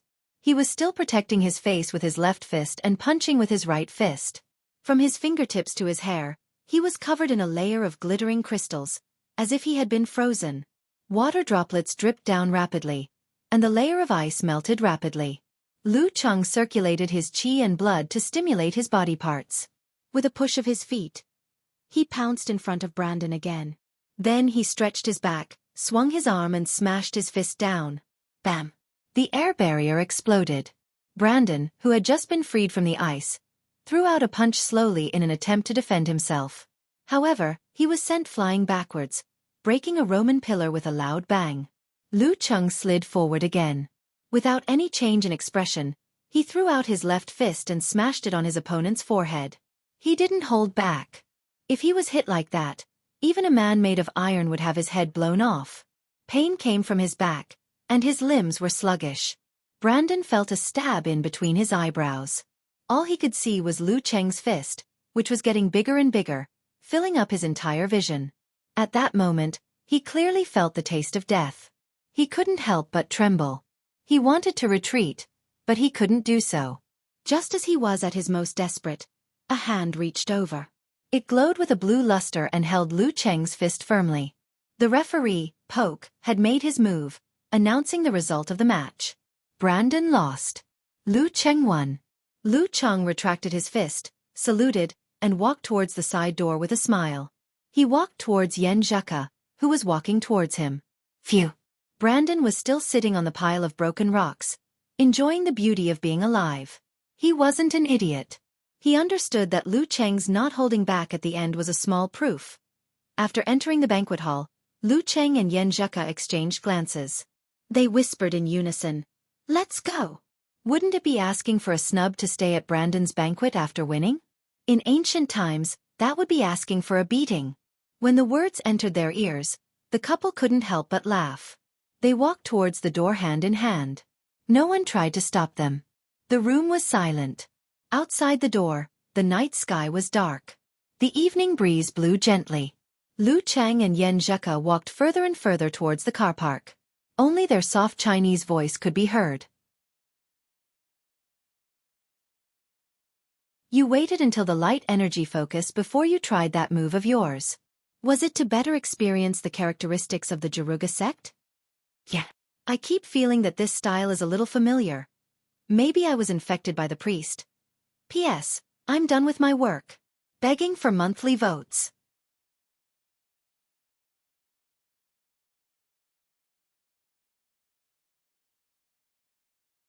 Chapter 528. The river was illuminated by the starlight, and the coldness was bone-chilling. The Connecticut city at the end of January had a different kind of beauty. After Yen Zhuka drove out of Brandon's manor, she slowed down the car and wandered in the peaceful night, creating a feeling of leisure and relaxation. There aren't many cars here. Let me teach you how to drive. It's an automatic transmission, super easy to learn. She suggested with great interest. Sure, Lu Qing answered without hesitation. He unbuckled his seat belt and walked to the other door. With his control of his body, coordination of his limbs, and reflexes, it shouldn't be hard for him to learn how to drive, right? He waited for the girl to get into the passenger seat before he got into the driver's seat, fastened his seatbelt, and closed the door. Don't you feel awkward? Yen Zhuka turned her head and asked with a smile. A little. Lu Qing answered honestly. So awkward. We're of different heights and body types. The most suitable seat height and distance are definitely different too. Lu Qing, what's the difference between you wearing my t-shirt like this? Yen Zhuka pointed out the problem with her bright eyes and taught Lu Qing how to adjust his seat and rearview mirror. After that, she excitedly introduced the application of brakes, accelerator, steering wheel, lights, gearbox lever, handbrake, and so on. The automatic transmission was relatively easy. Lu Qing was on the road in no time. He maintained a stable speed and cautiously operated ice mirror to eliminate his nervousness and anxiety. Yen Zhuka, who had tasted the taste of being a coach again, was satisfied. She praised herself a little and casually picked up her phone to surf the web. Hey, there's another deliverman in the Big Apple, she exclaimed softly and said cheerfully. How many imitators are there? Lu Qing asked, amused. His eyes were still looking straight ahead. The superhero culture in the United States of America really spread everywhere and had a far-reaching impact. 1, 2, 6, 7. Yen Zhuka rolled her eyes and counted with her fingers. About 5, 6, 7, 8, 9. Before Lu Qing could point out that it was no different from not saying anything, she cleverly changed the topic. This is good news for you. Yeah. Lu Qing nodded casually. Otherwise, most superheroes would have been exposed long ago. In the past few months, there had been people imitating the Deliverman in Big Apple, Luo City, and other places to punish criminals. Some of them were crudely seen through, while others imitated the Deliverman perfectly. In terms of style and capability, the Deliverman was believed to be the work of the Deliverman again. It was said that a bureau of the Federation had combined the two cases and expanded the scope of the investigation. It was suspected that the Deliverman was not in Connecticut before and after the two incidents in Connecticut. For a veteran Grandmaster of Combat, this was entirely possible, and there were precedents in the past. Truth and falsehood were the active soil of American superheroes. Different countries had different situations. Using one's own country to trick another country would often lead to a huge mistake. Smith had foreseen this and analyzed it in detail for himself. Whether it was in the United States or Hua Nation, the most difficult case to solve was the same. That was, someone came to a foreign land on a whim and casually killed a passerby who had nothing to do with them. Moreover, there were no clues such as fingerprints, DNA, and surveillance cameras left behind. Then, the investigators could only rely on their luck to find a needle in a haystack. The police should not be underestimated, nor should they be worshipped. Unsolved cases related to American superheroes were too numerous to mention. The clown reappears in Big Apple, another tragic murder case. Yen Zhuka read the news headline and sighed. Compared to that place, Connecticut's security is worth 5 stars. Although there were gangs and dangerous criminals here, they were relatively few in number. Also, none of them had antisocial personalities and would not provoke the government. It can't be helped. After all, it's the most prosperous city in America. Physical invulnerability experts and inhuman experts like to gather there. Once the number of experts increases, It's normal to have a few scumbags and perverts. Haven't there been experts who took revenge on society in places like Beijing, Huahai, Huaqing, and Moshang? Haven't there been vicious cases with huge impact that went unsolved? Don't we, the Ice God sect in Shushan study, occasionally hand over disciples to the judicial authorities? Lu Cheng comforted his wife. As the financial center of America, Connecticut was a big city with a high ranking.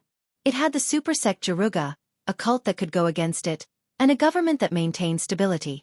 There were close to 10 physical invulnerability experts, not to mention the number of Inhumans. So far, only 2 dangerous criminals had appeared, which showed that the security was good. Of course, it was only limited to certain areas. Similarly, places like Beijing, Huahai, and Moshang were also places where experts gathered. It was just that the control was stricter, so there weren't many vicious cases. To the residents of Connecticut or the Big Apple, supercriminals weren't the biggest threat. In modern society, once exposed, they would definitely be arrested and dealt with. Such perverted murderers wouldn't dare to commit crimes openly. They would either be like Mizuki, who relied on seduction and gradual corruption, or like the butcher, who chose places with insufficient surveillance resources. As long as they didn't go to places they weren't supposed to and could resist the temptation, the danger level was actually very low. Of course, after Lu Cheng's cleanup, it was close to zero. To the average person, the biggest threat was terrorists, people who wanted to take revenge on society, and newbies who thought they could easily escape surveillance. Yan Zhika's own strength was more than enough to deal with them, not to mention she had a full-time bodyguard. Auntie do. I'm just saying, I live a life in the classroom, library, home, and supermarket every day. I almost never attend parties or gatherings. Who would target me for no reason? As Yan Zhika spoke, she suddenly frowned and looked ahead. After pausing for a moment, she said, Cheng, do you not know the way? Seems like we're driving the wrong way. Lu Cheng answered calmly, Yeah, it's my first time here. How could I know the way? Besides, who would remember the way in a car? So self-righteous. Yan Zhika was stunned for a few seconds. When did we go the wrong way? We should have turned left at the intersection with the bridge. We passed that intersection before you mentioned the clown. Lu Cheng thought for a moment and said with a strange expression, When I was counting how many delivery men. Yan Zhika asked casually as she entered the map and planned to navigate. No, it was even earlier. Lu Cheng answered honestly. When I said the delivery men appeared in the Big Apple again? Yan Zhika blinked. Even earlier. Lu Cheng reminded her with a trembling expression. Even earlier? Isn't that when I teach you how to drive? Yan Zhika laughed out loud. If she had an emoji pack, she would definitely choose to slam the table. Even earlier. Lu Cheng drove with a solemn expression. Earlier? Then I'm not driving. Yan Zhika paused and thought for a moment. She raised her phone and cheered. Just treat it as a drive. Isn't that great? But I'm hungry. Lu Cheng nodded his head silently. In the riverside manner, Brandon pulled himself together and chatted with the guests. Although he didn't know that victory and defeat are common in war, his performance was very apartment. After the formalities, he used an excuse to change and went to the second floor. He saw his father, Adrian, standing at the balcony at the end of the corridor, looking at the flowing water. How do you feel? Adrian turned around and asked. Brandon took a deep breath and exhaled slowly. Stronger than me. Adrian nodded slightly and added calmly. And he looks like he's experimenting and practicing the new ice sec technique. Brandon didn't want to admit it, but he answered honestly. Yes. A smile appeared on Adrian's face as he spoke calmly. You have to remember that there aren't many people who can become a martial artist's lifelong enemy. Among them, there are bound to be arrogance and conceit. February 1st, Sunday afternoon. Lu Cheng, who had completed his daily training, and Yan Zhika, who had finished her homework, drove to the biggest supermarket nearby to buy ingredients and daily necessities for the Chinese New Year. After filling up 2 cars, they stopped at the cashier and took out the items one by one to pay for them. Yan Zhika watched as her husband busied himself. She helped him from time to time, looking relaxed and comfortable. She even started thinking about the dishes for their reunion dinner. At that moment, She saw Lu Cheng take out 6 boxes with a calm expression and pass them to the cashier. She didn't know how many boxes of condoms they contained. When did he take them? How can he just buy them like that? Yen Zheke was stunned. Her cheeks were burning. She quickly turned her head to the side and pretended not to know the guy in front of her. Why couldn't he just be like before and come here to buy it on his own? After paying the bill and exiting the supermarket, Yen Zheke glared at Lu Cheng in embarrassment. You're getting better at it. What? Lu Cheng was confused. That. Yen Zheke pointed at the boxes on top. Lu Cheng broke into laughter and answered calmly, It's not my first time. Besides, it's normal for a married man with a wife to buy condoms. What's there to be embarrassed about? That's not what you said before. You said you were so embarrassed when you bought condoms for the first time. Yen Zheke sadly realized that a man's skin was the most thick-skinned thing. After joking around for a while, they put their spoils of war into the car. Just as Yen Zheke was about to start the engine, her phone rang. She had an incoming call. After a while, she pressed down on the receiver and looked at Lu Cheng. The consulate and the International Student Union want to organize a celebration for the Chinese New Year. Do you want to join? Chinese New Year is my birthday too. Lu Cheng took the initiative to express his opinion. Of course, it's just the two of us. Yen Zheke smiled and didn't say anything else. She rejected the invitation.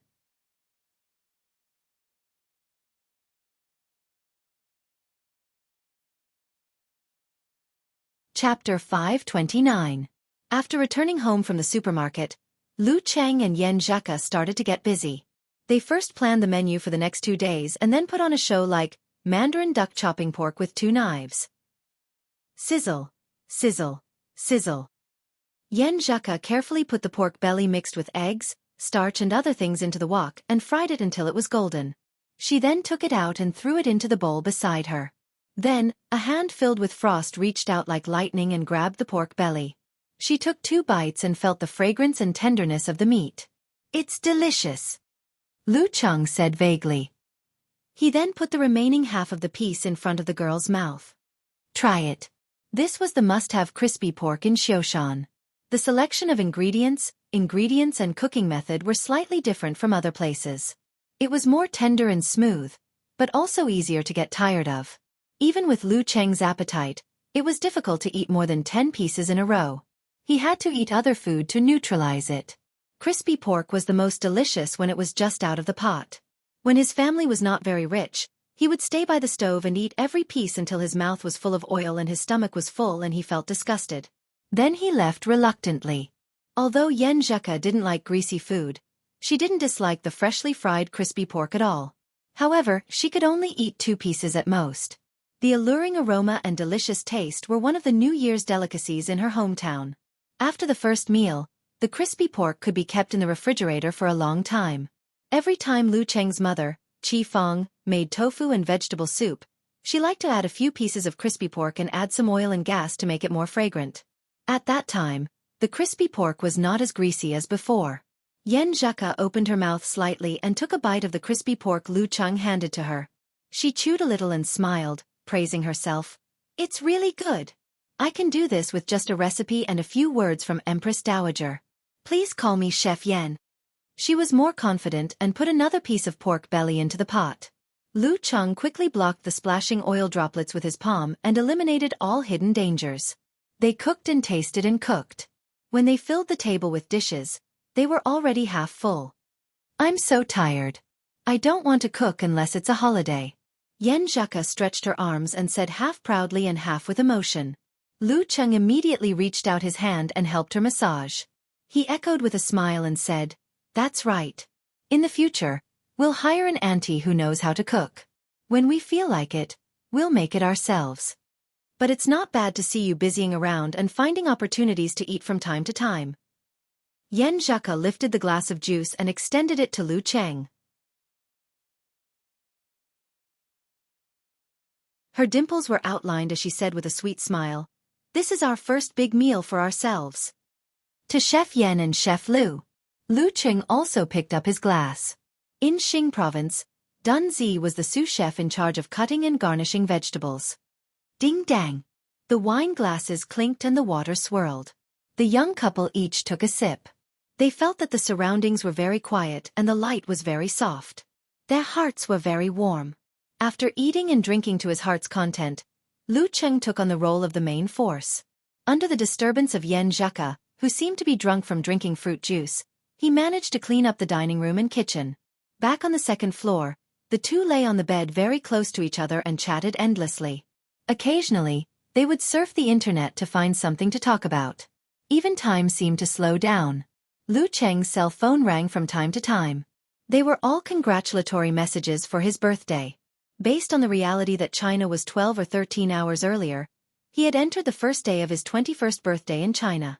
However, the young couple was still stubbornly waiting for the arrival of midnight in Connecticut. At 11:30, Yen Zheka suddenly stretched out her leg and nudged Lu Cheng. "Cheng, you go take a shower first. It's almost 12. I'll go after that." Lu Cheng answered with a little confusion. Go, take a shower first. You stink." Yen Zheka used both hands and feet to drive him out of the bed with an itchy expression on her face. Is this the rhythm of a surprise gift? Lu Cheng's heart skipped a beat. He deeply felt that he was really unromantic just now. Okay. He pretended to be helpless and slow. He took a change of clothes and walked out of the room to the bathroom. After 2 steps, his ears moved slightly. He heard the sound of the door closing and locking. That's it. Lu Cheng entered the bathroom with a face full of joy. He rubbed left and right, slowed down the pace, and hummed a song. 20 minutes later, he walked out of the bathroom refreshed and returned to the bedroom door. He stretched out his hand and twisted the doorknob, but it didn't move an inch. He knocked on the door and called in a confused tone. Wait a little longer. Wait a little longer. The girl's voice sounded slightly urgent. Okay. Lu Cheng smiled to himself and waited patiently. He silently counted the time and scattered his thoughts, guessing what kind of gift he was about to receive. At 11:59, he heard the sound of the lock being unlocked and Yen Zheka taking a few steps back. Come in. The girl's voice was a little tense. Okay. Lu Cheng took a breath and reached for the doorknob. He gently twisted it and pushed the door open. The lights in the room were off. The curtains were drawn, and the dim yellow candlelight was rippling. In the quiet darkness, Yen Zheka wore a white fluttering veil and a wedding dress that outlined her beautiful curves. The layers of lace were faintly discernible, making her look as pure and beautiful as an angel descending from heaven. At this moment, she was holding a homemade cream cake in her hands. There were 21 candles on the cake, and the light from the candles flickered like a soul. Seeing Lu Cheng's stunned face, the girl was a little embarrassed and forgot to say happy birthday. She raised her chin and said, I ordered the dress. We haven't taken wedding photos yet. Yeah. Lu Cheng replied with lingering eyes. Yen Zheka pursed her lips and smiled. She looked at the ceiling and said, Then I'll invite you to take the photos tomorrow. There's no class this afternoon. We'll go to Left Lake Pier, Riverside Park, Wilson Square, Adams Garden, and Westminster Building. Yes, we'll take the photos ourselves. You've already prepared the strategy. Lu Cheng seemed to come back to himself and asked subconsciously, Shouldn't this kind of thing be done by me? Of course, Yen Zheka's voice rose at the end. She replied with a cheerful expression, This is your birthday present. Yes, I ordered a full suit for you, including a shirt, vest, bow tie, belt, shoes. When we go back to China during the summer vacation, we'll make a Han costume for the second set. Here, try it on. She turned around and walked to the wardrobe as if she was going to take out the suit that belonged to Lu Cheng. However, before she could take a step forward, an arm wrapped around her waist. A strong body pressed against her back, and a slightly hot breath brushed past her ear. Then we can try it on tomorrow. Lu Cheng said in a low voice. Sure enough. You big pervert. Yen Zheka smiled slyly. She turned around as if she had been prepared. She raised the cake in her hand and was about to slap it in the face of the rogue to wish him a happy birthday. Her turning around and the words of trying on the dress were all targeted traps. Lu Cheng had already sensed the girl's intention. He shook his head in amusement and chose not to dodge. Seeing this, Yen Zheka slowed down her movements and stopped the cake. She muttered, Can't waste food. After that, she smiled widely and looked into Lu Cheng's eyes with watery eyes. She said in a low voice, "Cheng, happy birthday." Lu Cheng raised his eyebrows and snorted. Yan Zheka bit her lips and said again with shame and anger in her eyes, "Hubby, happy birthday." Huff. Lu Cheng reached out his right hand and hugged his wife. He blew out the candles with his breath. The room was dark with only a little light coming in from outside the window. "Be careful of my clothes." Her voice echoed in the room. Lu Cheng completely forgot to savor the fact that he was 1 year older. The next morning, Yan Zheka brushed her teeth angrily.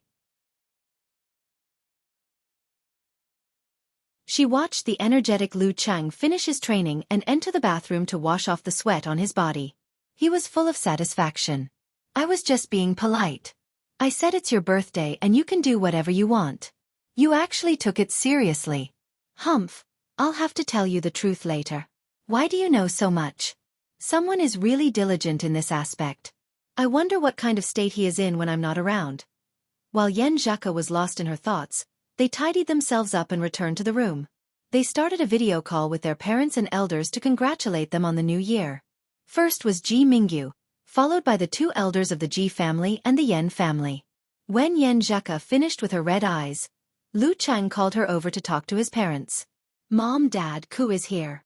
Lu Cheng reminded them with a smile. "Mom, Dad."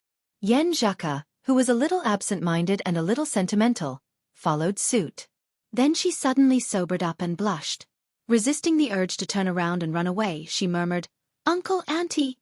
The 3 members of the Lu family all laughed heartily. Instead of making fun of this matter, they started to talk about other topics.